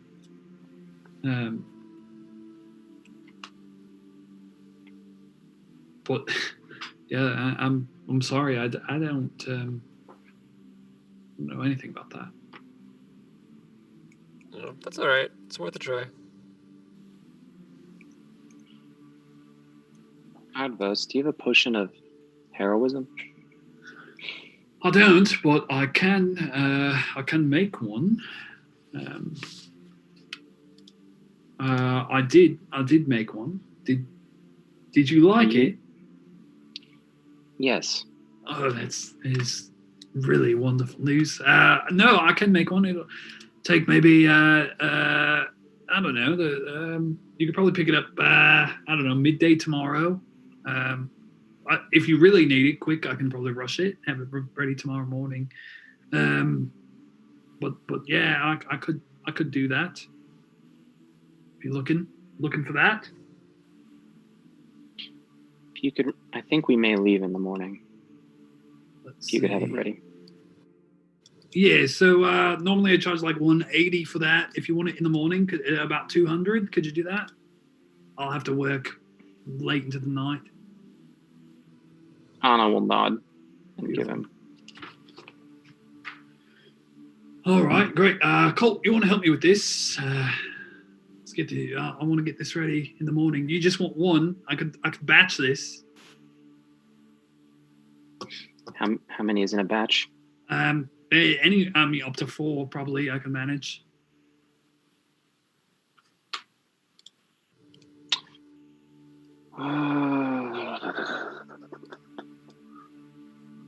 Nah, just the one. Thank you. Beautiful. All right, perfect.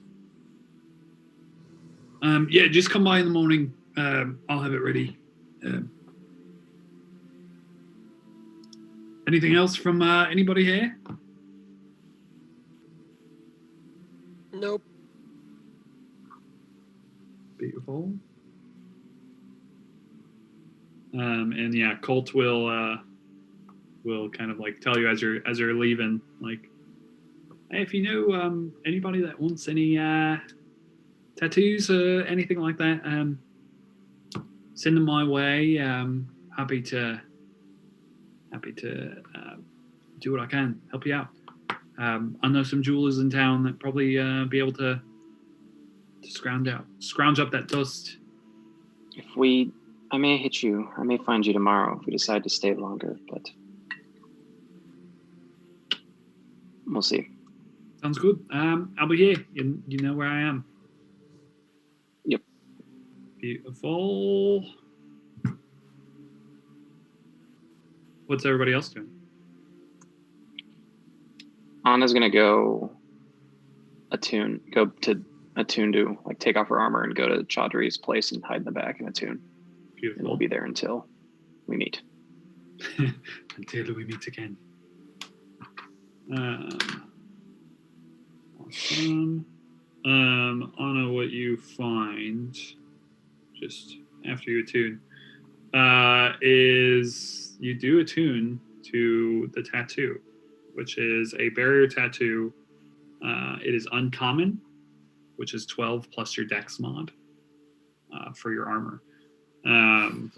While you aren't wearing armor, the tattoo grants you armor class depending on the tattoo's rarity. The tattoo's rarity is uncommon, 12 plus dex. Thank you. And Colt is able to augment it if you want to like up it, possibly to like rare or very rare. He might be able to do something like that. Okay. But yeah, currently 12 plus dex mod. What's everybody else doing? Just drinking at Chaudhry's? Isabel's drinking at Chaudhry's. Isabel's Ordered drinking at the- Chaudhry's. Ordered the Strovic brandy. Sorry. The Strovic, the brandy from Storrow Town. Oh, hell yeah. Nice. Yeah, Chaudhry's super pumped about it, and he'll give you the first glass on the house. No, just bring the bottle. Oh, well, he'll give you the first glass on the house anyway, and he'll charge you a discount for the bottle. And he will take a glass himself, and that's why he will charge you a discount, because he hasn't cracked one of those in a while. Yeah. There are a few random regulars in the tavern. None of them have their names upon the board currently, so they're not very interesting people. What are the numbers on the board right now? The numbers are up on the board. Arthur is still at 440 because, of course, no one has quite eclipsed that.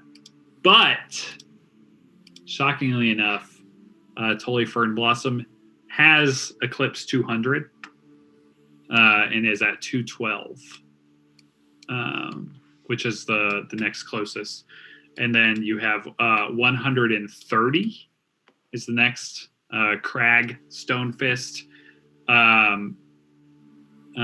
Thornbull Tumbleton has dropped, only getting up to 90 from previously. I don't know what previously they were at, but they were not that far off that. And David Smithson has eclipsed, getting up above 100 at 112. So we are going up greatly, but Arthur is still vastly in the lead. All right. On the old leaderboard. So Isabel's drinking. Mm-hmm. What's Xerxes Clavius doing? Are you going to Runt, Xerxes, straight away? Yep. I'm I'll- with you. I'll go with you, and on the way, I'll ask you a couple things. One, I'll mention that my business will be brief, so if I can say my piece first and get out and leave you guys to the higher end business, that would help things out. And then he'll say something peculiar. He'll ask you, for somebody who wears metal gauntlets, like I've been able to wear with this plate armor, is there a way to affix a weapon to where it's always in your hand so that it's just always there? You take it on and off with the gauntlet and not even need to grip it.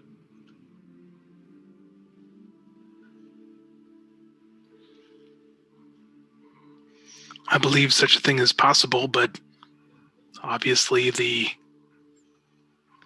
weight of such an item would be in question, and I would assume that the weapon would also need to be made out of metal.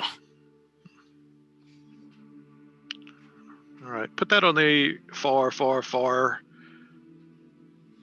back burner. I was just amusing, I had. And he'll continue heading there at 10 feet per turn because he is Very slowly dragging. in plate mail, carrying plate mail, and carrying 2,400 pieces of gold he just got. He would help you carry it. Basically rolling there. Yeah, definitely having to use the shadow. You arrive at Runts, and she is hard at work. It is hot, very sweaty, and very much Xerxes' home, and feeling back in a very good place as you enter the forge, as you will. Runt will turn as see you all there, and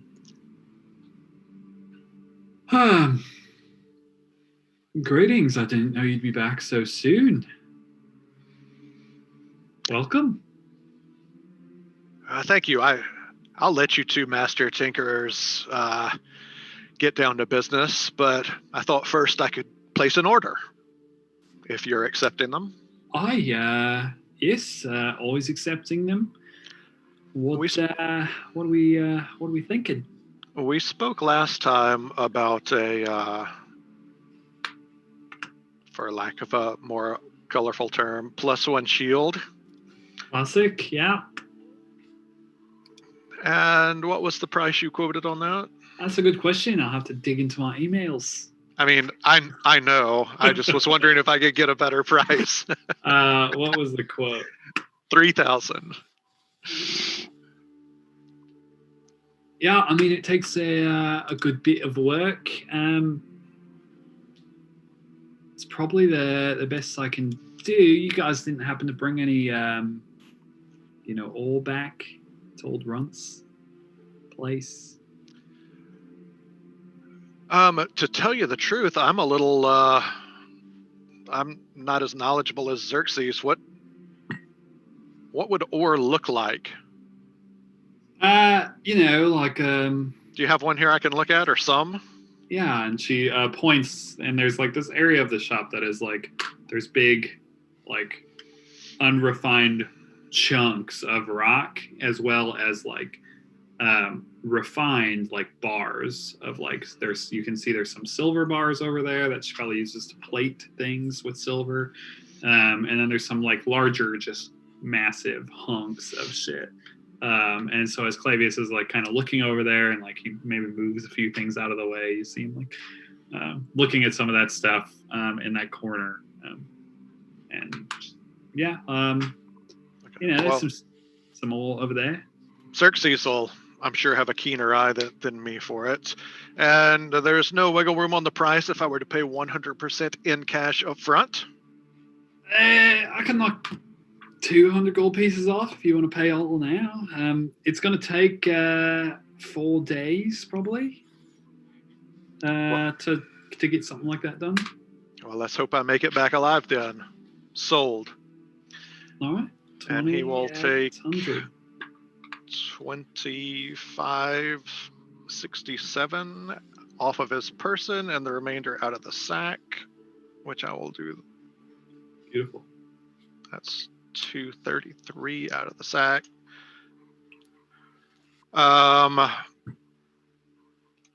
And he's going to say, well, I'll be on my way. Hopefully this purchase gains me a little bit of your good graces. My friend here is, hopefully with your assistance, going to be able to do something with this.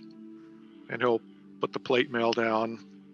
She like looks at it, walks up close and starts looking at it like, what the fuck is this? And he will also take off the plate mail he's wearing and say, She for stabs sizing. you while you have no AC. She stabs you right in the heart. It's the only time I'll be able to hit you ever again. That's what I'm going for. He'll say, if by some miracle this works and that stuff can buff out, here's the sizing, blah, blah, blah. And we'll head toward the library to find more, hopefully, vampire books. Oh, did I find out anything about that one vampire book that I've been reading at night? No, all you found from that book is like very general, very like that goes bump in the night vampire lore. Like it's more like general, like vampires are scary, and more like there's some truth to a lot of the stuff that's in it, but nothing that isn't just like generally known about vampires. It's not very interesting. All right. Well, I'll go up there and see if he's rustled up any more then.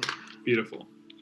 So as you head up that way, Xerxes, you are left in your lovely shop, even though it's not yours, but the feeling is there. He'll say, "My friend's a bit of an odd one, but he means well. Who doesn't know what ore is? It's fairly obvious." Yeah, it's quite strange, that one. But he pays well. Even with a discount, that 28 should do pretty well for a shield. We'll take some time. But seems nice enough. So you're back. You're going to be spending a lot of time here. You guys heading out right away? I'm not entirely sure how long we'll be, but as my friend mentioned, he hoped to get rid of the glyphs on this armor. He doesn't wish to look like he worships at the feet of a demon lord for some reason. Yeah, I was about to say it seems a bit scary, that armor. I mean, we can try. We can certainly try. I don't know. I mean, I don't know. There's a lot of glyphs on that armor, like just everywhere. That might take, I don't know, that might take weeks. With both of us working on it might take shorter. We'll have to see what happens. Are you going to be helping me with this? Are you working on some of your stuff? You can spend as much time as you like in here. It's nice having somebody around that knows their way around the shop. It really just depends on how long we'll be here. I'm happy to, take a stab at it as well. I was also working on this in my spare time, and he just puts out a blueprint, and it looks like a clockwork arm for Sara. She looks at it for a second, is like, all right, where are we going to put that on you? It seems a bit weird. Third arm then? Right out of the middle of your chest? I did think that it might make me more efficient, but no. Unfortunately, one of our traveling companions lost her arm, and as an archer, that really puts her behind the 8 ball a little bit. Do you guys have pool? I like one of those things in the ground that has the water in it. Exactly. Okay, you got the reference. Sure. Yeah. The old pool 8 ball. Cool. Yeah. Well, let's see what we can do on that armor. Let's get started on that, and that'll give us at least a timetable. We'll know how long it's going to take. And she'll start hauling the armor off to whatever smith shit she uses to do that, because she's an expert, guys. I'm not, though. That's the thing. But she is an expert. That's how this works. All right. He'll also ask, did your friend find my my grenades to be of interest? I actually haven't gotten them to anybody yet. They're still right over here. I still have them. You haven't been gone that long. I just haven't been able to, ship them out, show everybody. But still very interested in those things. Have you used them before? In combat? Oh, yes, many times. Oh, man. Part of me just wants to try it just to see what it does, But I'm holding on to it. I'll wait. I'm gonna, show someone they might be interested. We might get into business making more of these things. Be pretty. If you want a proof of concept, if there's anyone you want to prank, we can always throw one at them when they're not expecting it. I mean, that seems a little dangerous. Oh no, it's fine. I do it all the time. All right. I'll think on it. Let's dig into this very scary armor that you've brought into my shop.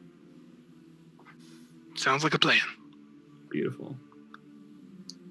Is there anything else anyone is doing for the rest of the day?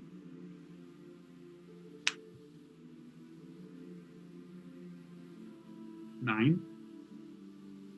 Nothing? All right. So is your plan all to head back to Chaudhry's? Anna would like to, as we're going into Chaudhry's, or maybe as if Sara's hanging around there a little bit before, after Anna's done the tuning, she just would want to have a quick conversation with Sara. Yeah, Sarah is there at Chaudhry's. Sarah, I was going over my notes, and I've got a question. So you've told me that the High Lictor, Ornel Saris, that he's by the side of Selrani all the time, correct? Yes. Yeah. Yeah.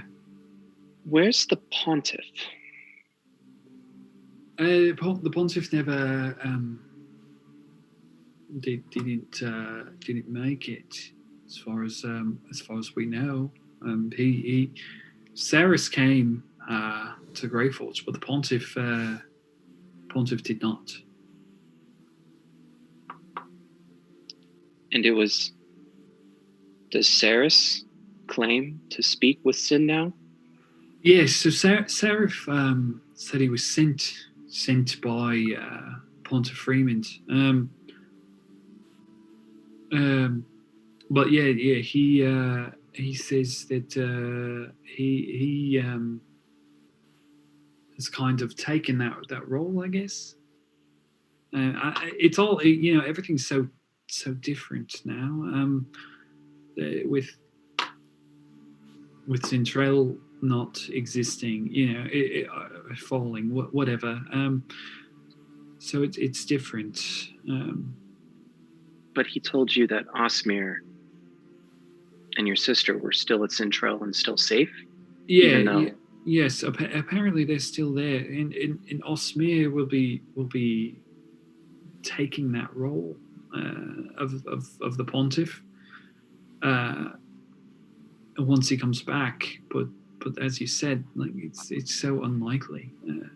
I just don't know. Sarah says they're there, but then the dragon out there says that it's been destroyed. I'm more like to believe that at this point.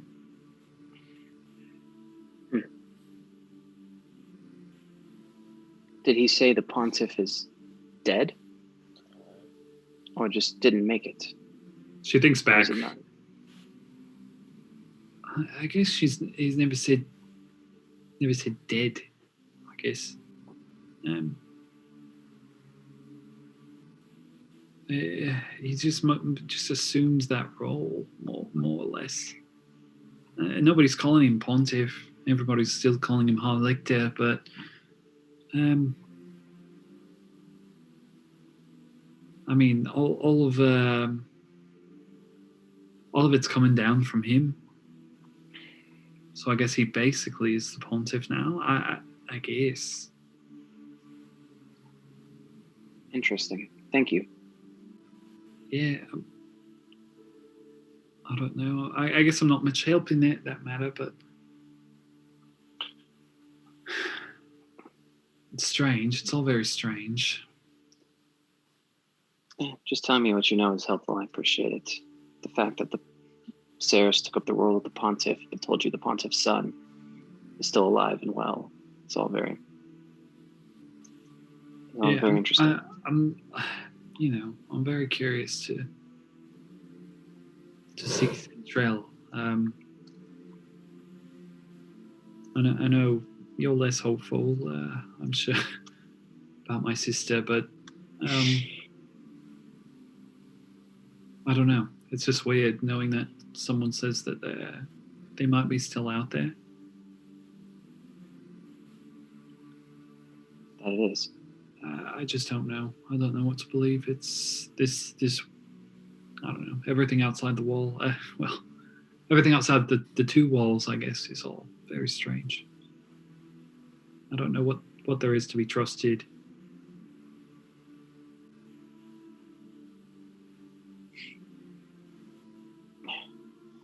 Yeah. That's what we're trying to figure out.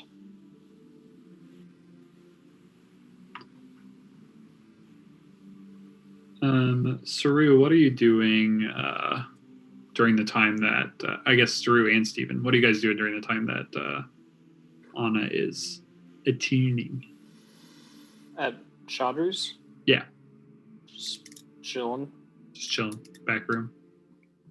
I was just wondering if you guys are doing anything. No, nothing in particular. Beautiful. Just hanging out.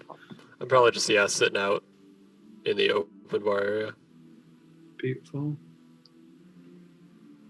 All right. Steven's probably carving something. Classic. I actually have something specific, but I'll roll for it. It's been a while. I feel like we haven't had a Steven roll for a while. Steven Okay. carving roll. Solid. Well, the kind of afternoon will pass.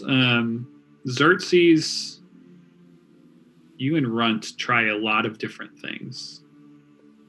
And every one of them ends in pulling up the armor out of whatever, and it's still having those etchings just everywhere on it. In Runt's best estimation is that this is some kind of magical thing, and she doesn't know of a way to get it off there, to buff it off there. But that takes the better portion of the day, just trying a bunch of different shit to do that.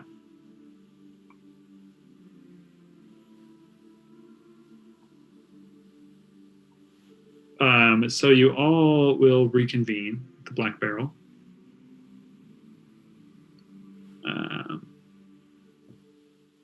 To talk over your plans, I presume.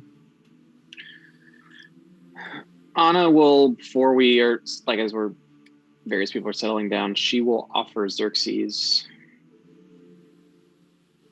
the armor of necrotic resistance that she was wearing and that they rolled off on, to see if he wants it. Yeah, he seems kind of surprised, but he's glad to have it. He would thank you. It's yours.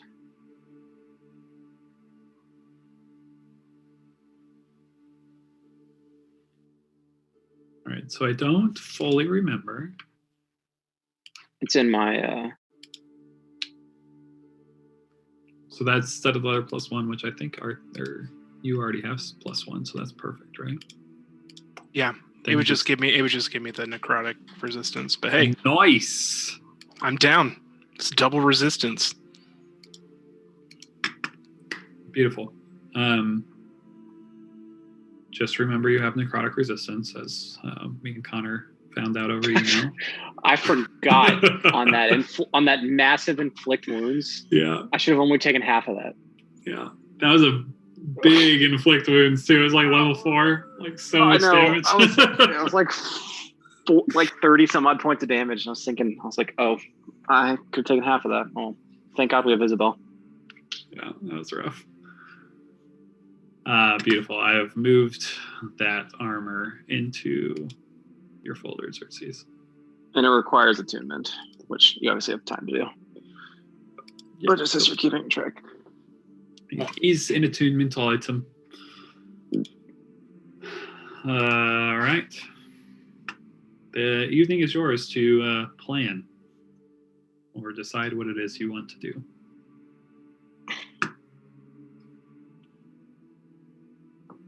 That's all I got.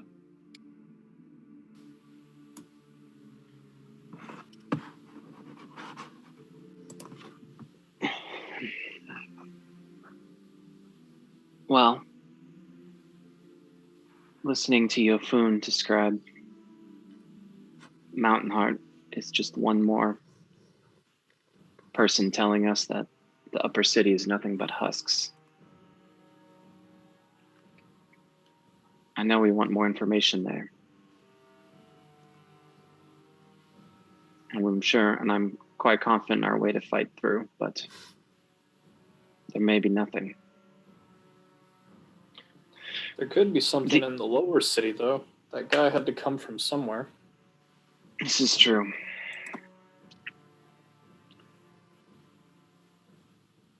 The Legion heading towards Kestrel Academy has me nervous. But I don't know if we can even do anything, or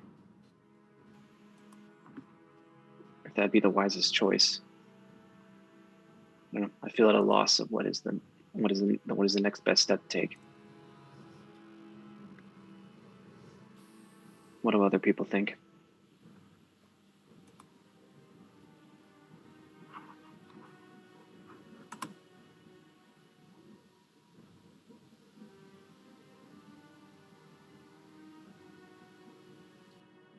I admit that this is largely selfish, but we are in some ways waiting for Arthur to return. It could be worth it to explore the wreckage of the fallen ship.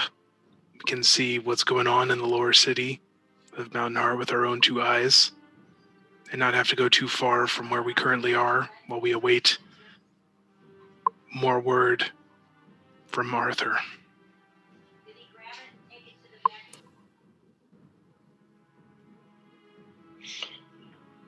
Yes, Saru was talking to Colt, a halfling. Colt said he thinks he could fly the ship, which was interesting. If we had access to that, it is a shot in the dark. That would change a lot.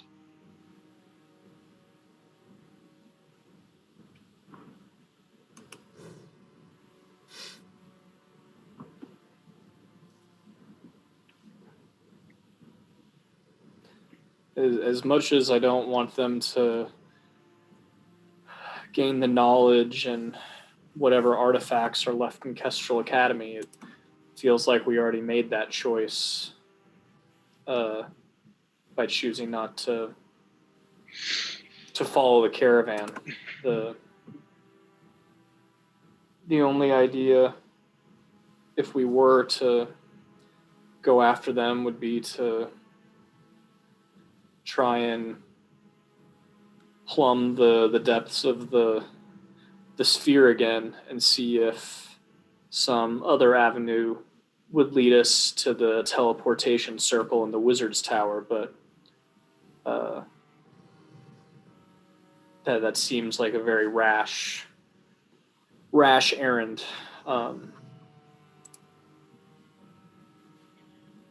Yes, who knows where we would end up.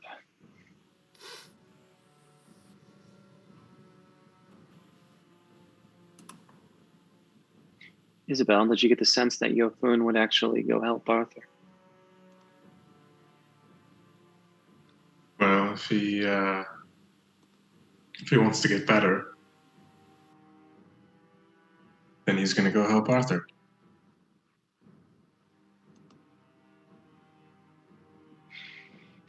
I hope you and the dragon never get in a staring contest.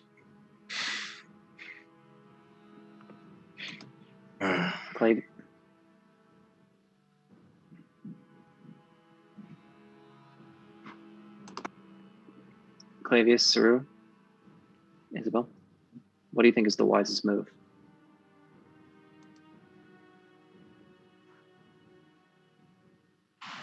Well, I think the airship is one option. But I'm probably going to ask Yofun if he can take me to Arthur tomorrow.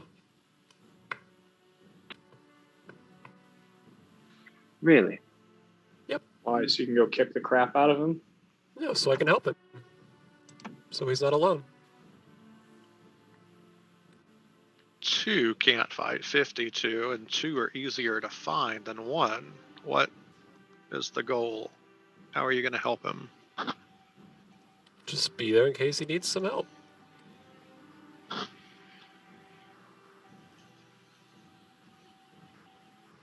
He does already have one cat for that, in fairness.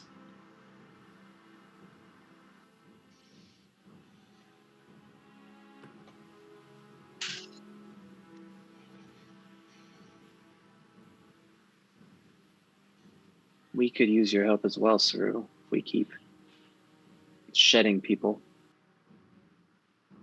That's true, but there's still more of you here than there would be even if I left. Seemed Whereas pretty Arthur's clear still by Arthur himself. wanted to be. It seemed pretty clear that Arthur wanted to be alone.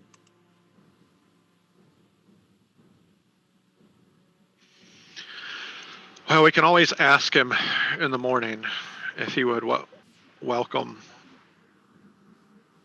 Steven might shoot you out of the sky if you ride the dragon before he does.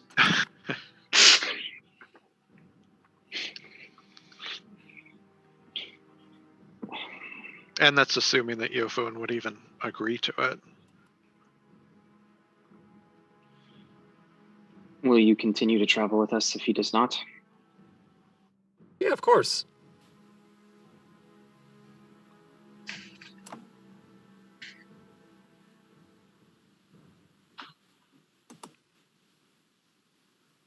Flavius? I just don't think anything has changed, like Steven said. Unless we know for sure that Yofun is going to help us even the odds, if we were going to fight him, we should have already tracked them that way instead of giving them a head start. I would say there are puzzle pieces available to us in the sphere and the airship, and inevitably to Mountain Heart. That being said, if we catch word tomorrow from Arthur that things have changed, or if Yofun says yes, he will help us even the odds, that would change things considerably.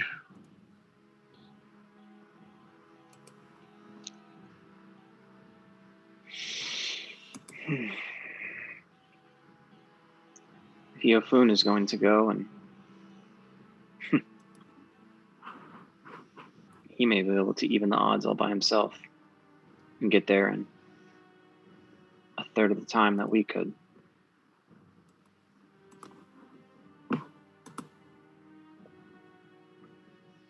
Well, north to the airship tomorrow then. Head that way.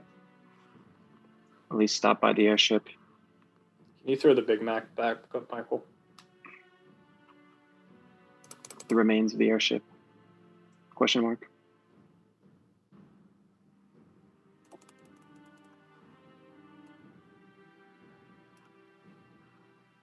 After meeting with Yofun, I think some of the answers that we seek will be answered, but barring any significant development, seems like as good a plan as any.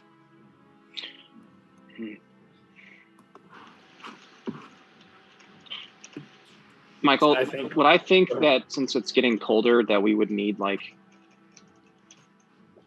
cold weather gear? Cold weather gear would definitely like not hurt right now. You think that you'll be all right for a little bit of time. I mean, it's not like you wouldn't be able to get back. I can check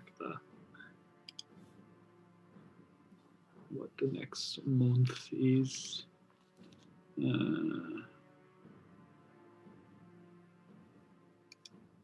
Let's see.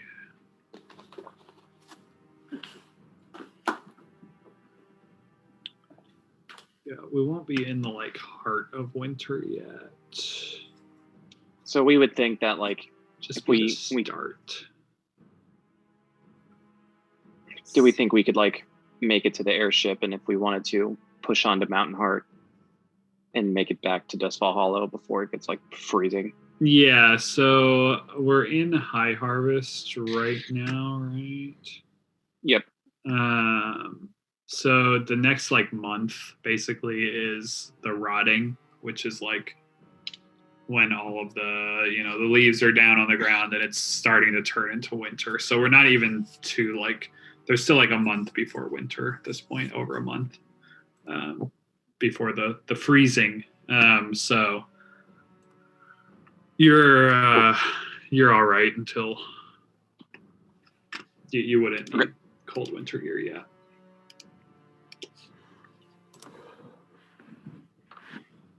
Do we want? Okay. Yeah, Anna doesn't have anything else. Push to their ship first. Do we? To north we go. I think we should bring at least the halfling with us from Scales. Having someone who's flown something similar to an airship would be helpful. Well, yeah, I mean, I told him I would tell him when we were going, so we'll definitely inform him as long as he wants to still go. Is our intent to try and repair it when we're there? If we can. And if not, we'll know what we need to do to get it repaired and up and running. Most likely, anyway. Just worry about the halfling. What's his name? Colt? Yep. You know, if our intent is to go to Mountain Heart afterwards, that'd be very dangerous for him. He is a scout. I imagine he can get back.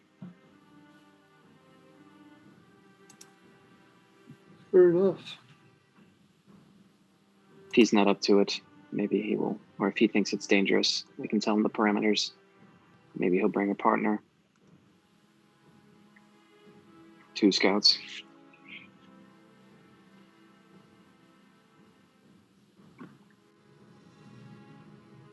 Cool.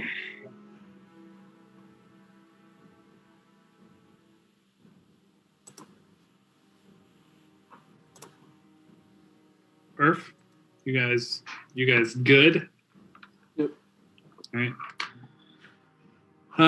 So the evening kind of passes. If anyone wants to do anything, talk about anything else, you can. Seeing none. Before we reconvened earlier, how long did I have at the library? Yeah, so you spent a little bit of time waiting around out there.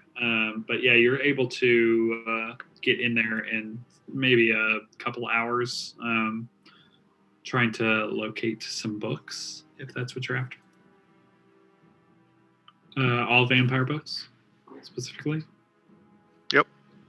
Right. Let me roll scrolls for Estwin. Oh my god. I know you can't see the rolls, but it's a 2, a 1, and a 5 for old Estwin. I knew he had Borseal look for him. I knew it.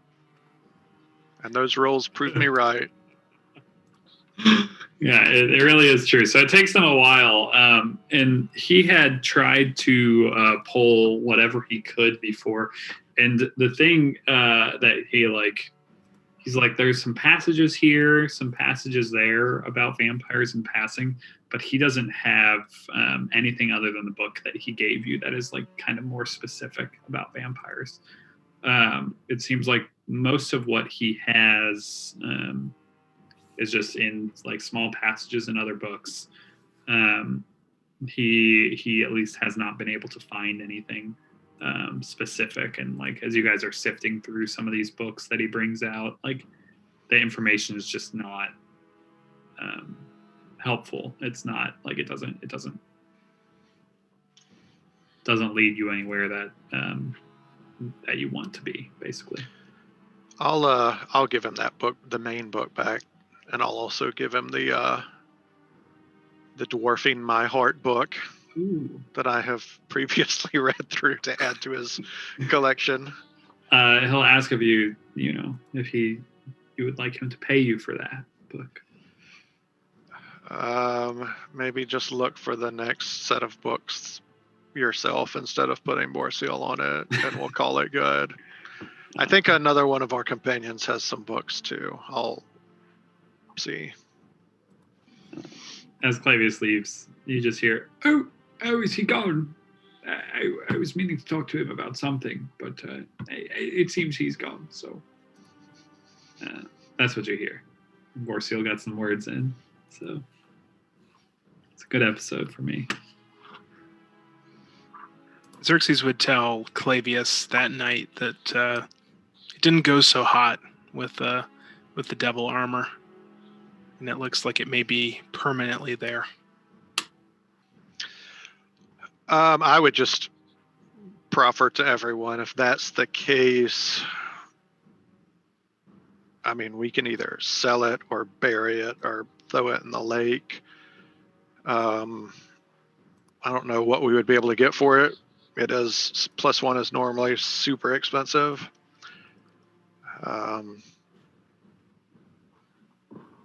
But since it has literal devil markings on it, and we're the only adventurers up here, I don't know what we could get for it.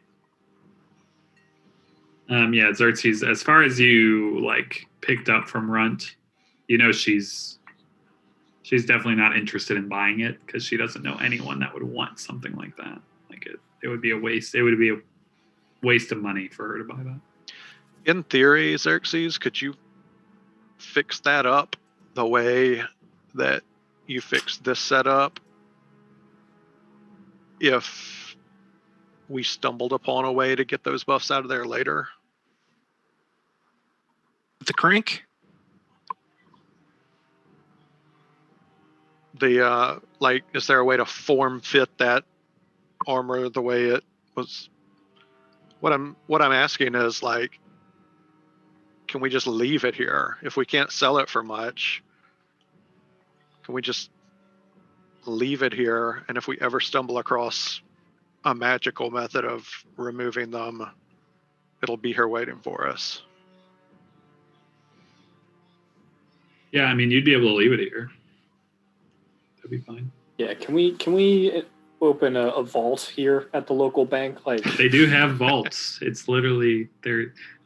It is called the Gringotts. Vaults District. They do have vaults. Yeah, that would be my suggestion. I mean, we can't wear it as is. We can't sell it. We may as well keep it on hand because it would be super valuable if we could remove those runes. Xerxes does say that it could be worth having a chat with Steven to see if he might be able to dispel the evil runes on it. But if we're out in the morning, it may not be worth it. you asked Yeah. Steven tonight. Yeah. Let's say we're at a table Yeah. at Chaudhry's place. Yeah. Did you bring the armor with you, or is it back at the shop place? It's at Runs. Okay.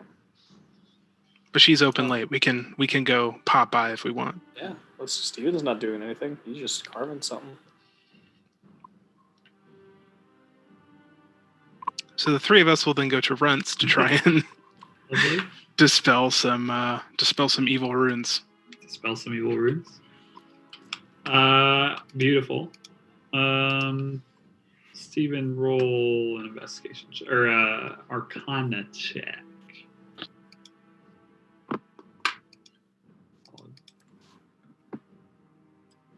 Are the only rolls of the entire night? Possibly. I think now I've got to go for it. Now I've got to try and just box people out. To Feel like maybe I'll make that check actually. yeah. Oh no, you look busy with your drink, Anna. Let me do this for you. Steven, I mean, it doesn't sound super far-fetched, but as like a plausibility to be able to do something like that. But normally for like magic items and stuff, you know that like a dispel magic or something like that is more of a suppression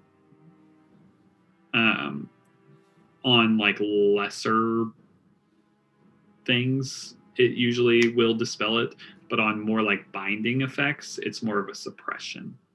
And most magical items and stuff like this, specifically looking at it, I mean, these runes are like carved into it.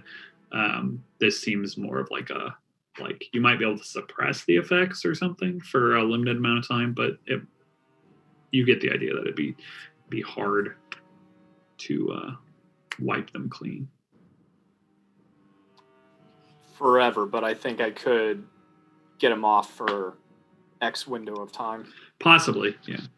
While Awesome. someone's contemplating buying it. Yeah, exactly. Yeah, Or if you it's removed possible it- you might be able to. Or if it was just temporary, perhaps we could smelt it. and just melt it down to make a new thing. Possibly. Yeah.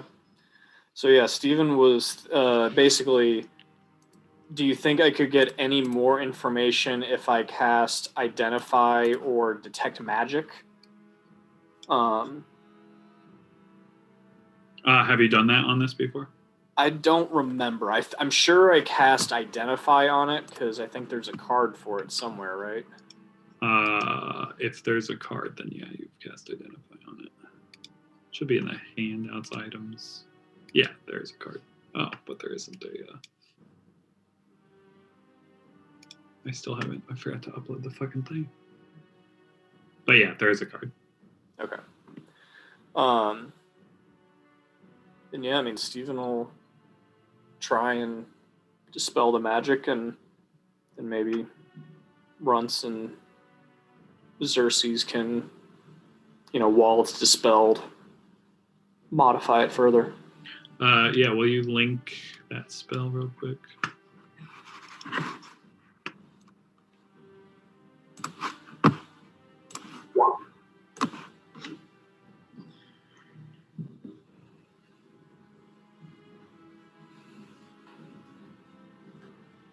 Alright, will you roll an Arcana or a intelligence check?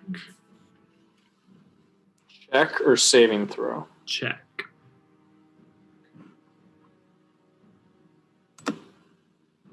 Ugh. Yuck. Added shit. So as you cast the spell, you immediately see like the runes like glow, and then there's this flash of like orange light that goes out, and the armor seems exactly as it was. Yeah, no, it's not coming off. Sounds like it's a lost cause then, Clavius. Yeah, let's just leave it here. Another opportunity may present itself once we know more. Knowledge is always the answer. So you're leaving it- big are ass you- shield, Are you leaving it at Runts? if she'll have it. Yeah, she'll like cover it with a tarp, but she'll keep it in the shop. That's fine. Somebody write that somewhere because I'm not gonna remember it. So. Clearly, I'll note it actually on the item itself. That's the best way to do it. Dash at Runts. Well, I'll be like, why the fuck is that at Runts? But there you go. Because we wanted to get rid of it, but we're too cheap to like get rid of it without selling it. Yeah.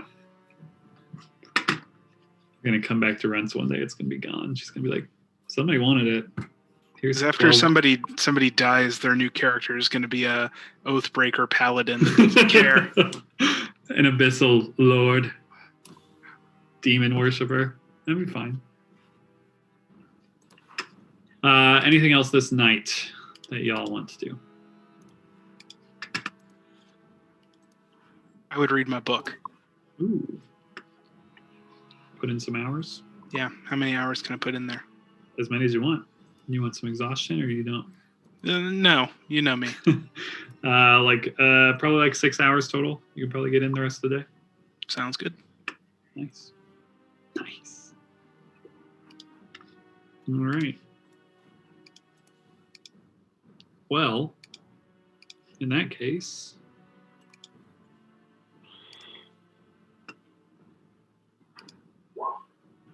the 13th. Dun, dun, dun, dun, dun, dun, dun, dun. You guys get to sleep.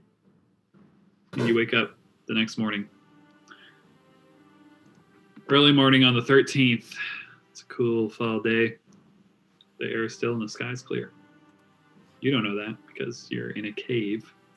But outside the cave, that's happening. And maybe there's some people in the world that do know that. One of them is on this call, and he's sitting very quietly and just enjoying his time, like a very good patient boy.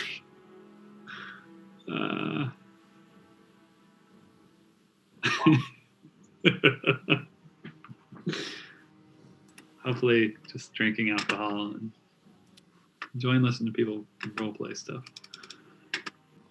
But it is the morning on the 13th. You guys start to stir in the old tavern.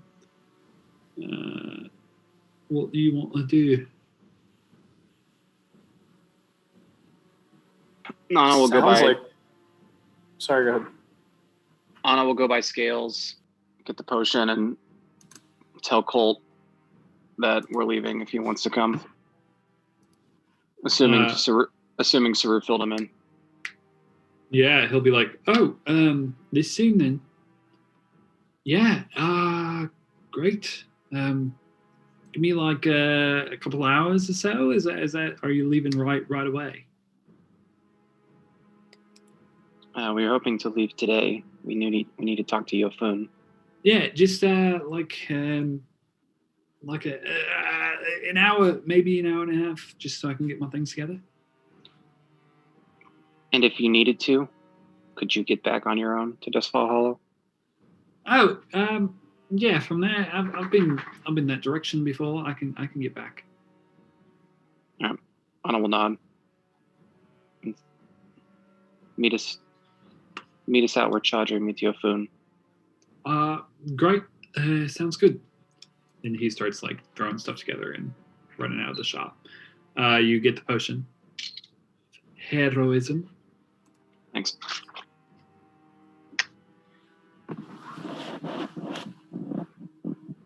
And you bring the only person that knows how to tattoo into the world outside.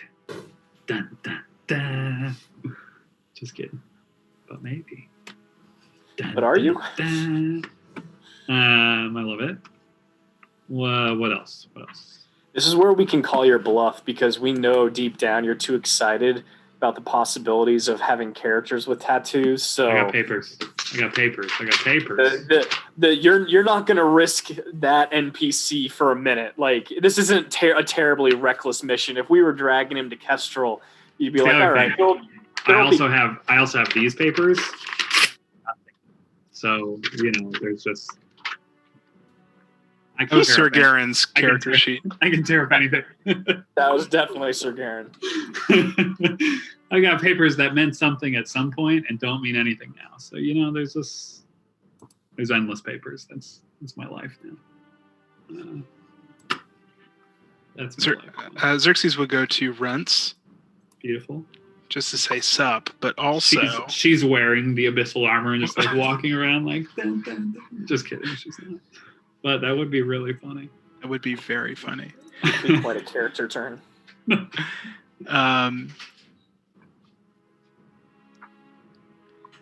He would just tell her that they are going to go look for the wreckage of the airship and see if she had any interest in joining, in case there could be some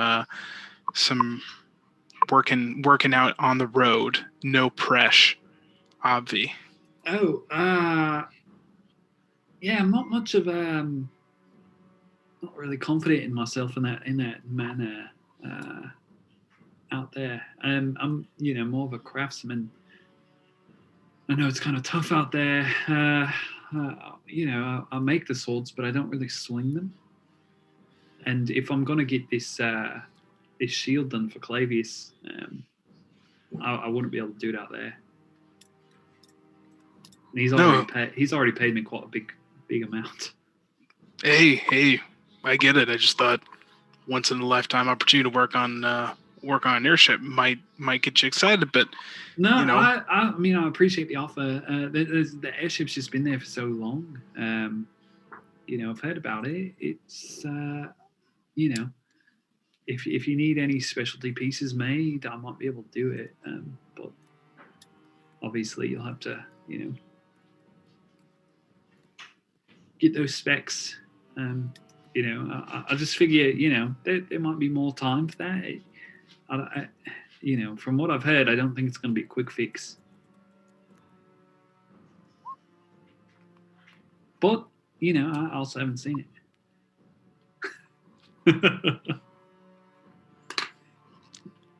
Fair enough.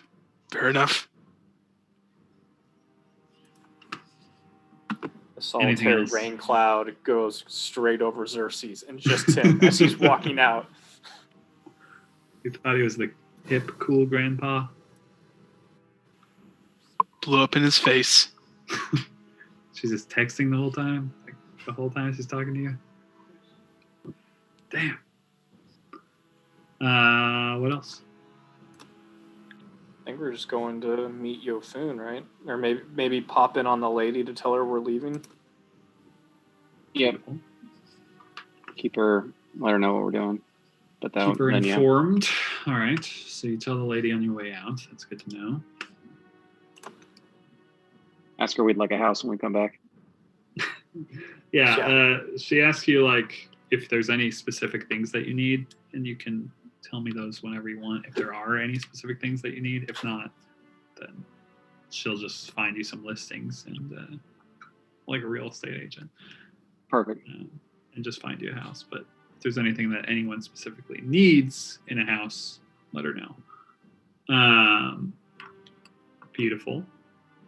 Then Chaudhry will start bringing you out of the hollow.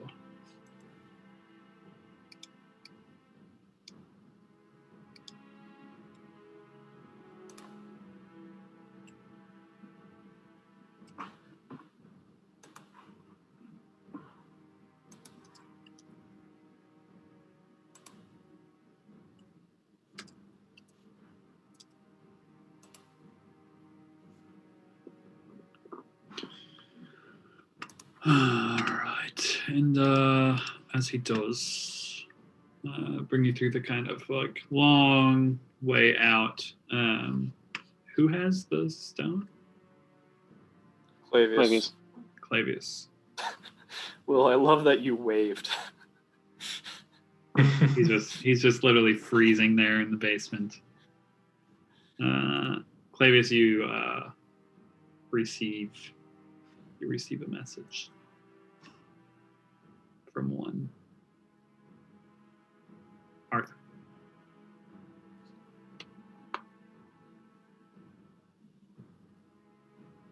The suspense is killing me.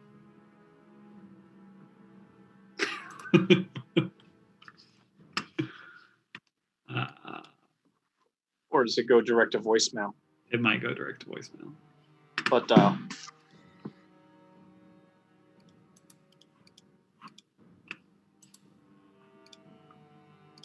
LOL.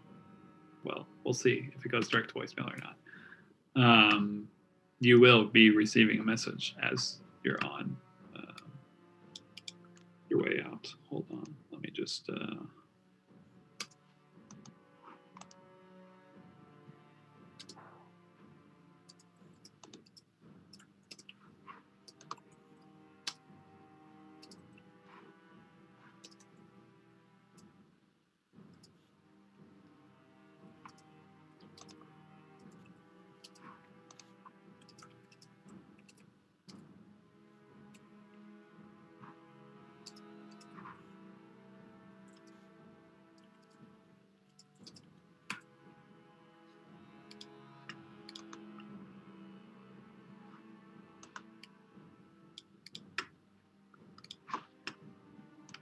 Sorry, just laughing that Nick always has send nudes at the end of his messages. So get ready for that.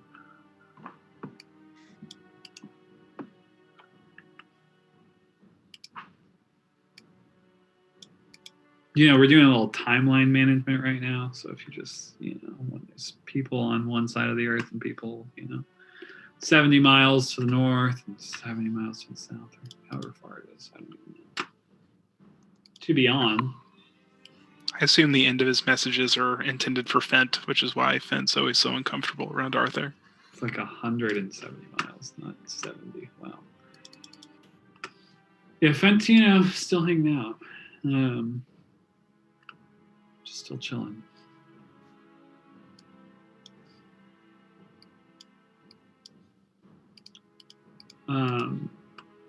We'll get to Arthur's message in a second once we get it all timeline figured out. But you guys head out to meet with Yofun.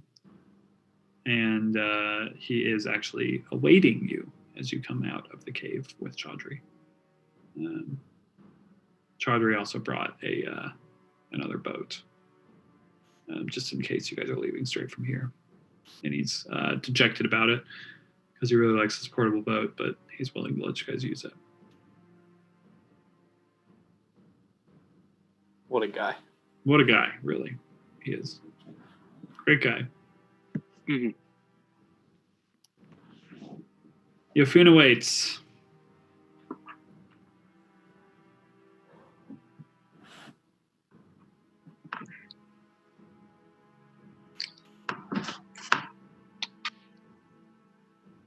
Yofun, do you know what happened to your partner?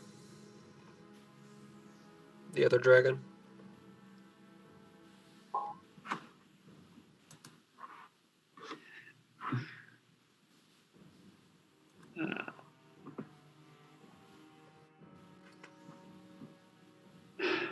Yofun looks at you inquisitively at first, and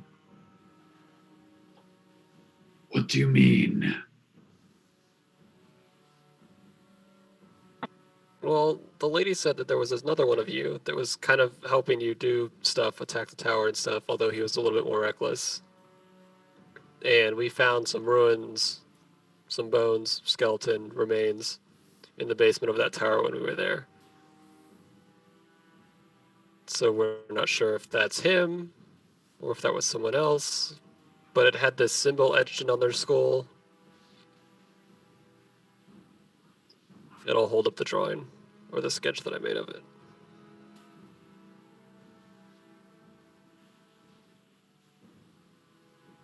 I've not seen that before.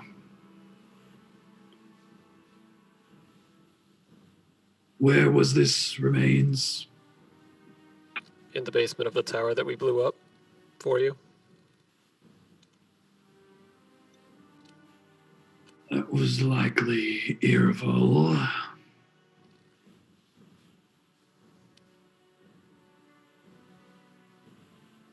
But I've never seen his skull, I guess, to identify that mark.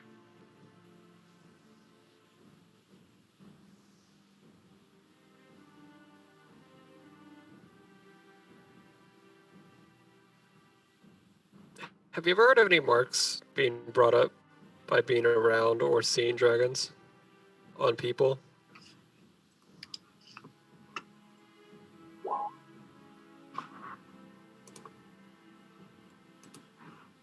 Marks like this one that you just showed me. Like that one or like this one on my shoulder? see him take a good look at it.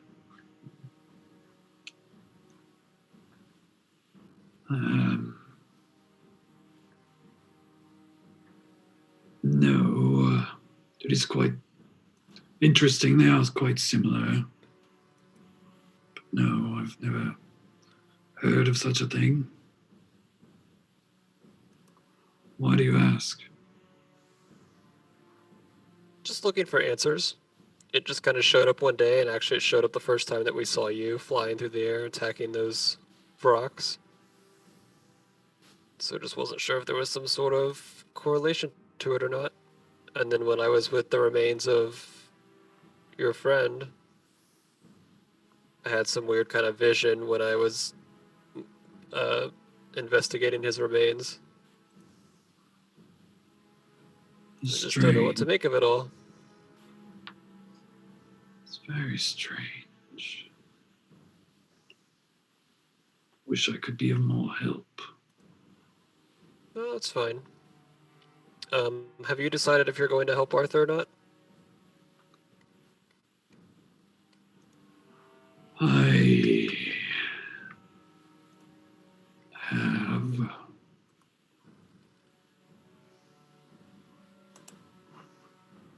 I will fly south.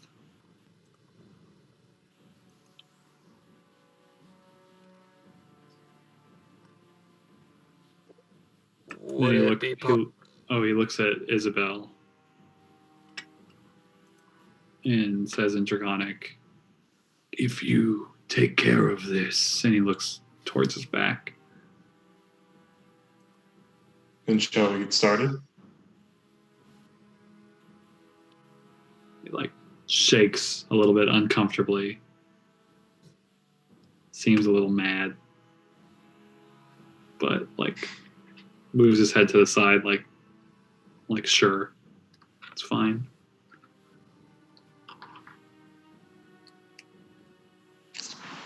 Isabel will approach. Given that nobody else has any other words for him at the moment.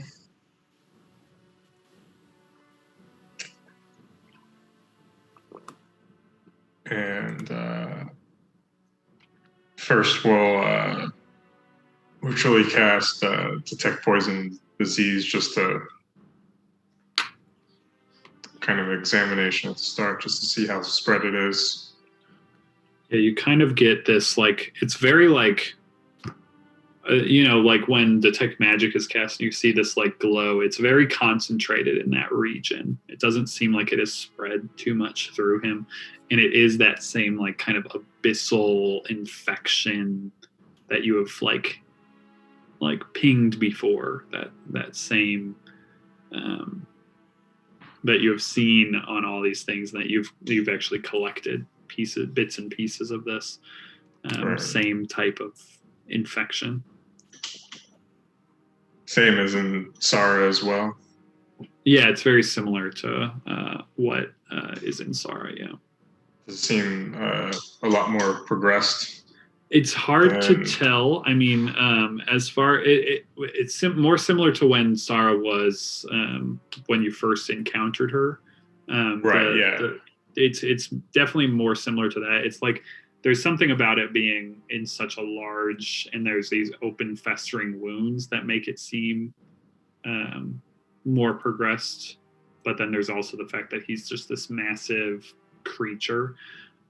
So as far as like what it's taken over him, as it maybe isn't to that point, but like just overall, there's a lot of infection here. Right.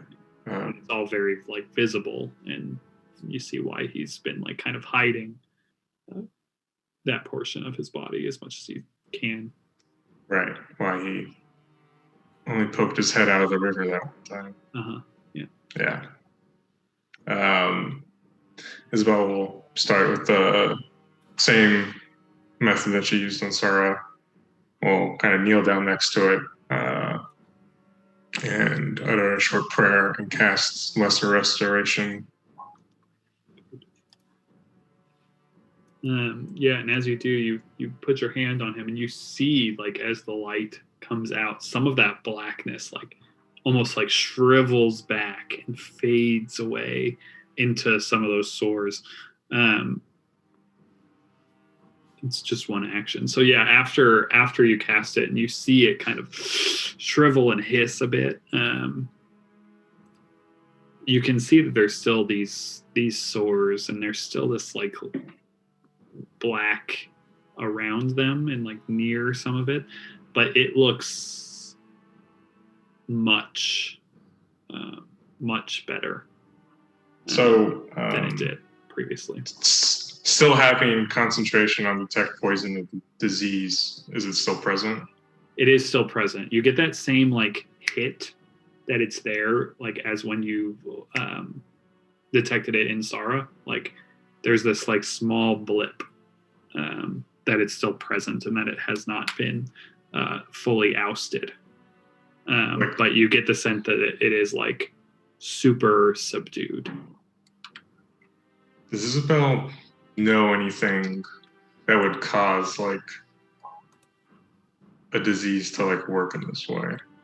No, this is like very out of like out of the ordinary, like without even having to roll anything. Like this is like very strange. This is some type of supernatural essentially disease that like that normally does it, like that normally can snip it out, but it seems like there's something making this more powerful, almost like it's able to overcome that, rather than be completely stamped out by it. Does Isabel? She may not be able to use such ways, but has she ever heard of things that might be able to like stronger versions? Yeah, I mean, restoration that might be able to do something like that. I mean, Isabel is obviously, she's aware of greater restoration and that it is a more effective, and it's more powerful version of this same spell. Just like there is greater versions of a ton of different spells, like it is more powerful. So she would think like, okay, if this is almost getting it, there's a possibility that greater restoration would totally get it if I was able to do that. Maybe, like there's no way of her knowing 100% one way or the other, but she's definitely aware of greater restoration and greater XYZ, that there are greater versions of spells. Gotcha. She kind of sits there for a moment. She how are like the sores on the outside looking? Are they look like they need to be healed as well, or they look decent. I mean, they don't look 100%. Like they don't look 100%, but they do look much better than they previously did. With one more question about the detect poison and disease. Yeah. Is it centralized at all to a specific location? As far as you can tell, it just looks like in that hind quarter region. Okay. It doesn't look, you don't detect it anywhere further than that. And after you cast a spell, it's actually like gone in more, like it's pulled tighter, like it's in a smaller region. Okay. Isabel is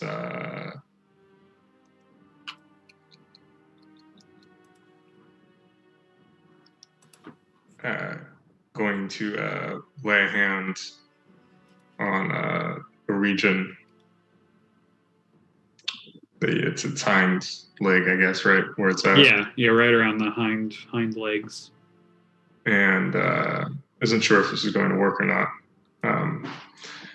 but is going to utter a quick prayer and cast Remove Curse.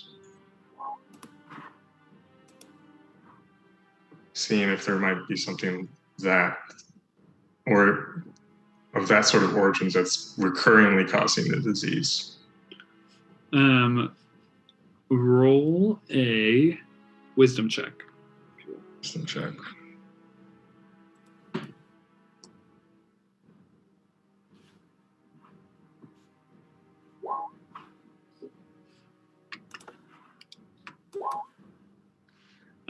As you cast this spell,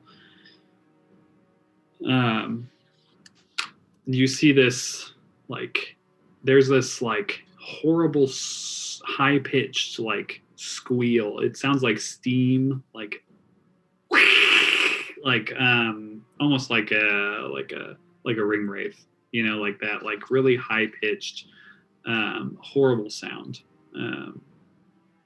And you see that shining light, white light, just kind of start burning away at what's left of this black nastiness, basically, on the outside of this thing. And it just slowly retracts, and there's this light, and it gets brighter and brighter and brighter, and then fades back, and you actually see his skin, though scarred, is not festering. There's no actual wound. It just looks like scarred scales over that region that he had these like kind of spider webbing wounds before. And you see him like look back towards you, and he like slowly like kind of shifts his leg a bit, almost as if like stretching it, testing it almost.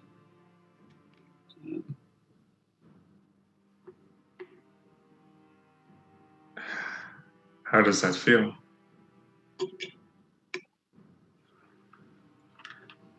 Good.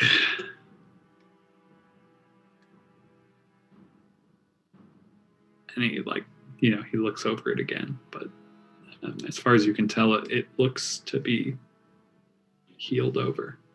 Like, because the detect lasts 10 minutes. If that's still up, Isabel would just kind of like refocus on it, try and make sure that it's gone, or see if it is gone or not. Yeah, and would you link that spell real quick? Absolutely. So I can see it.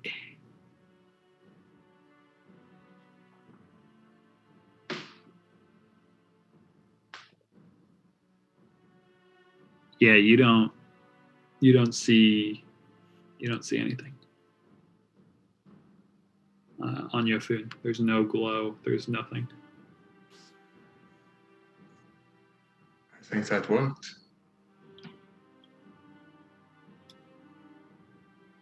It should be gone now.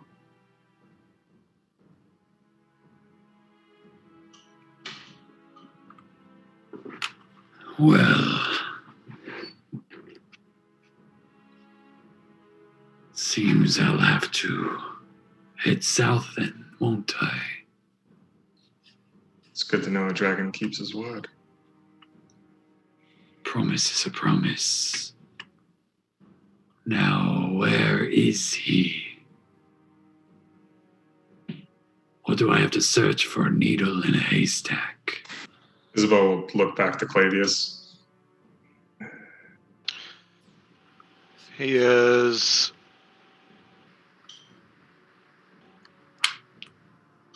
at a mine a day's hike north by northeast of Kestrel Academy.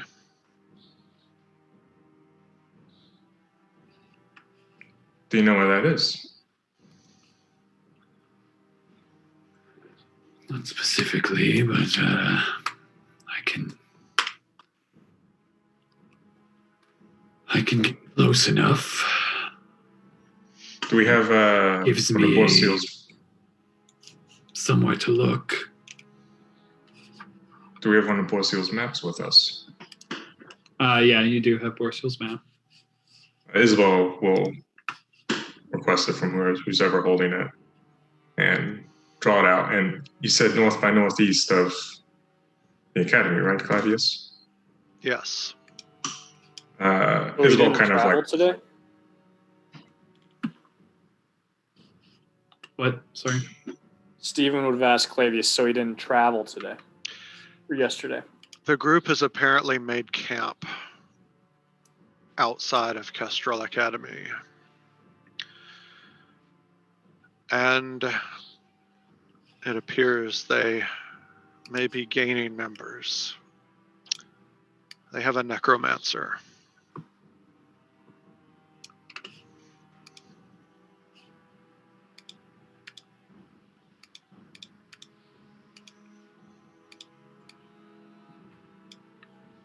it's concerning.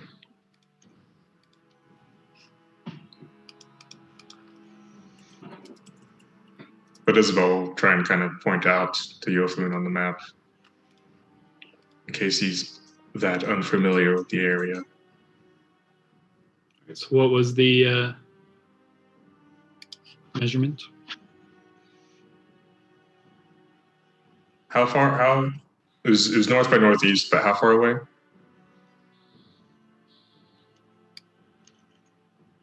Day, I don't know, 20 miles. Right? Okay, 20 miles. So that's like around here, right? Beautiful.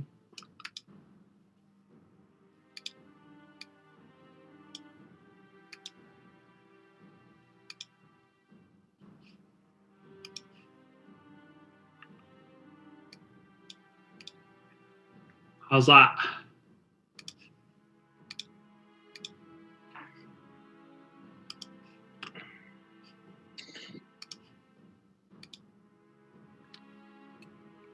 That was Amber Shard Mines. Is this a quiz? I could go all day.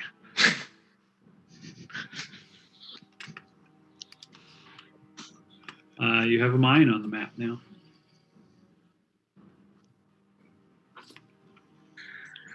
All right.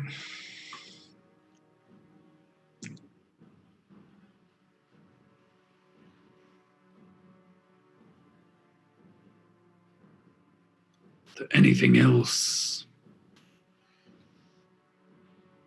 you need from me? Not I. Anybody else?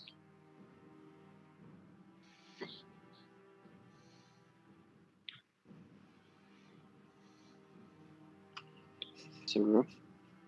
Arlet. Nope. Okay.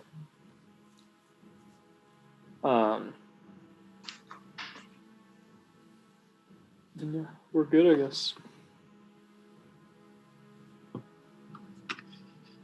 Beautiful. Do try not to kill Arthur. I'll see what I can do.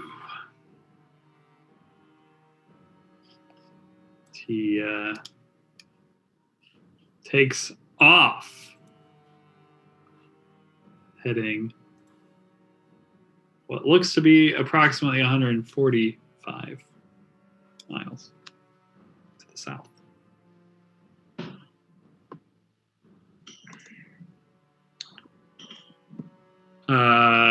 After about 30 or so minutes, you will see a boat approaching where Colt, a halfling scout, will come out to join you, introducing himself. as- Before Colt gets there, right quick, Michael. Yeah. I would share with the group. Now that the dragon is gone, let me elaborate a little bit.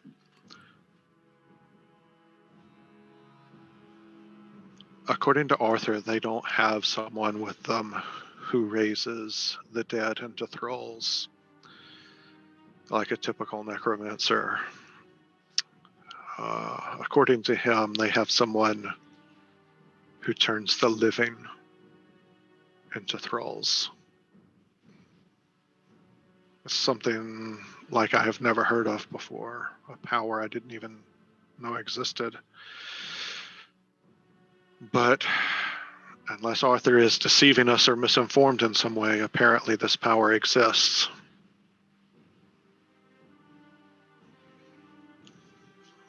Was he able to identify who this person was? Anything beyond just necromancer? Called her a witch that turns living into thralls. And why didn't you want to share that with Yofun?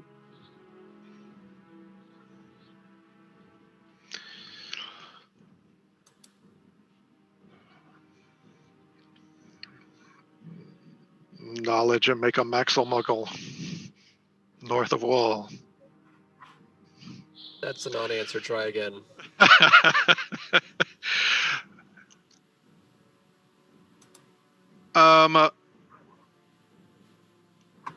Words don't instill trust in me.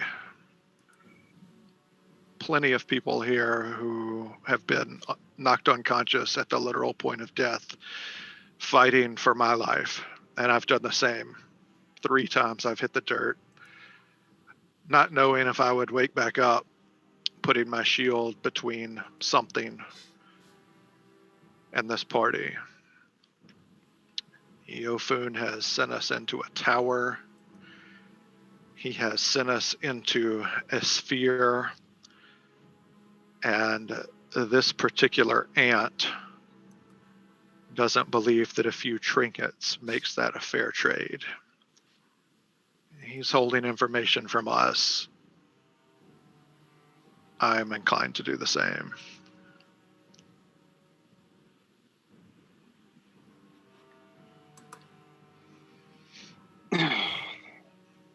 Anything in particular make you change your mind, Saru?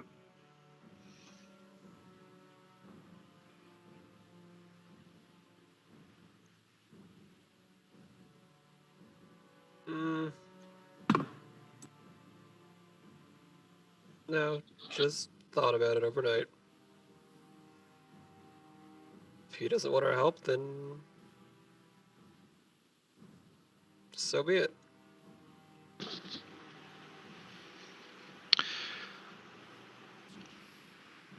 Arthur has used his message for the day. Outside of telling him Yofun is coming, is there anything else we should alert him to?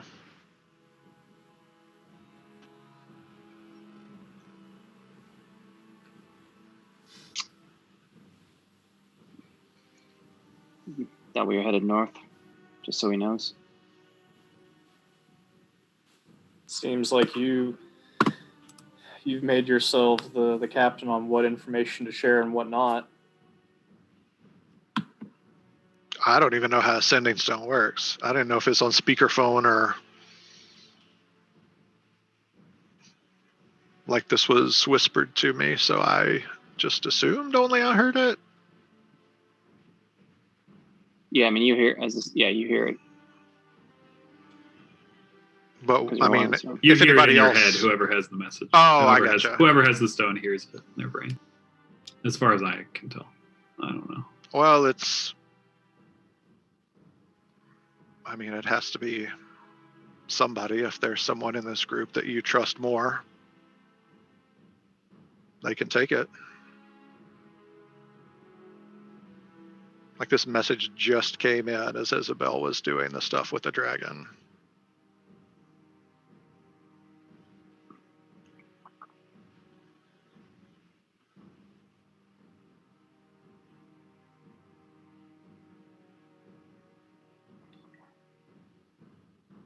Putting that aside for a second, it really shouldn't be too much of a surprise to hear of a necromancer who can do such things. We've encountered similar thralls, I believe.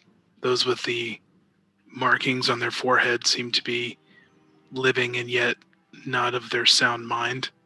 Might also explain the insane blade singer that we found as well.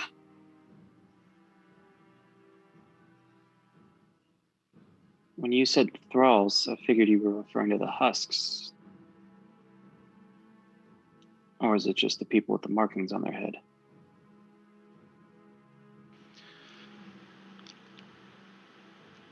I can't say for sure. The message said their witch turns living into thralls. Legion still threat to us all.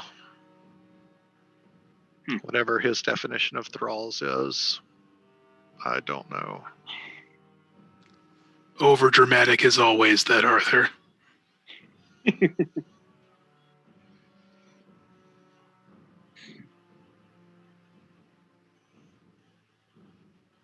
Well,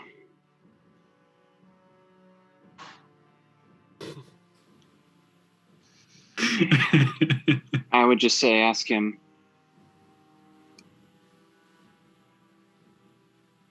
Tell him where we're going. Tell him Yofun is going. To be on the lookout for Yofun.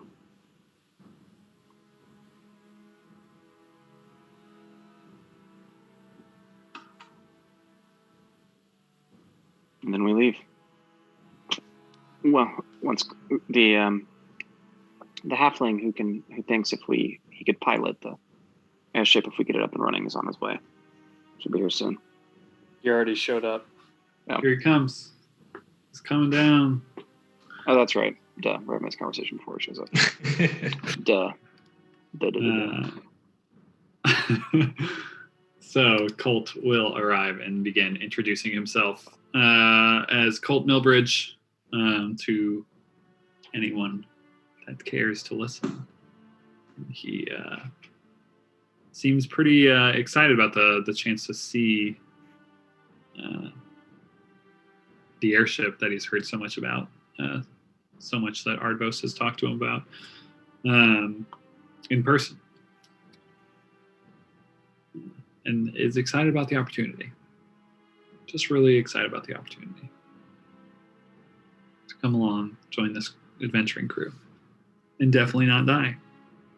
Very happy to be here.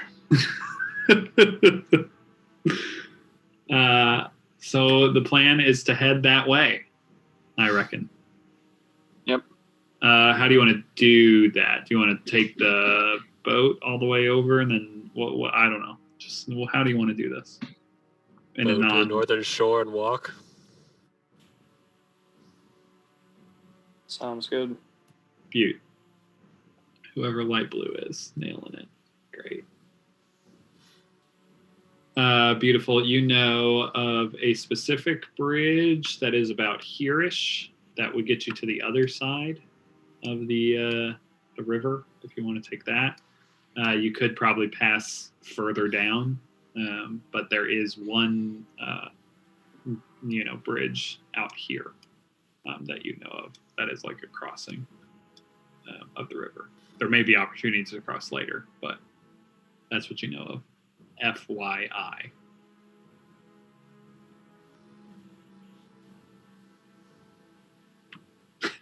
That's what I got. Just like that. It's a perfect bridge. It looks just like that. Brown. Nailed it. Brown and beautiful. It's really You can- big. And you can still read Heart River. So good job, whoever did that. Oh, it got smaller. And it's dead. Lasted very long. All right, well, you guys take off, heading that way.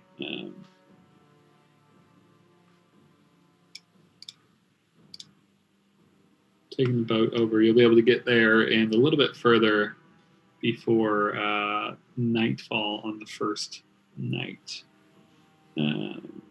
where I presume you guys will be bubbling. What in? Tiny hutting. Cutting it up. Yeah, hutting it up. Yeah. Yep.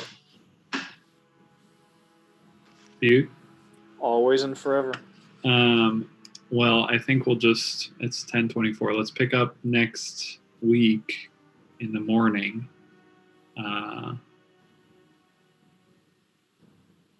Of that day. Let me just do the calendar now because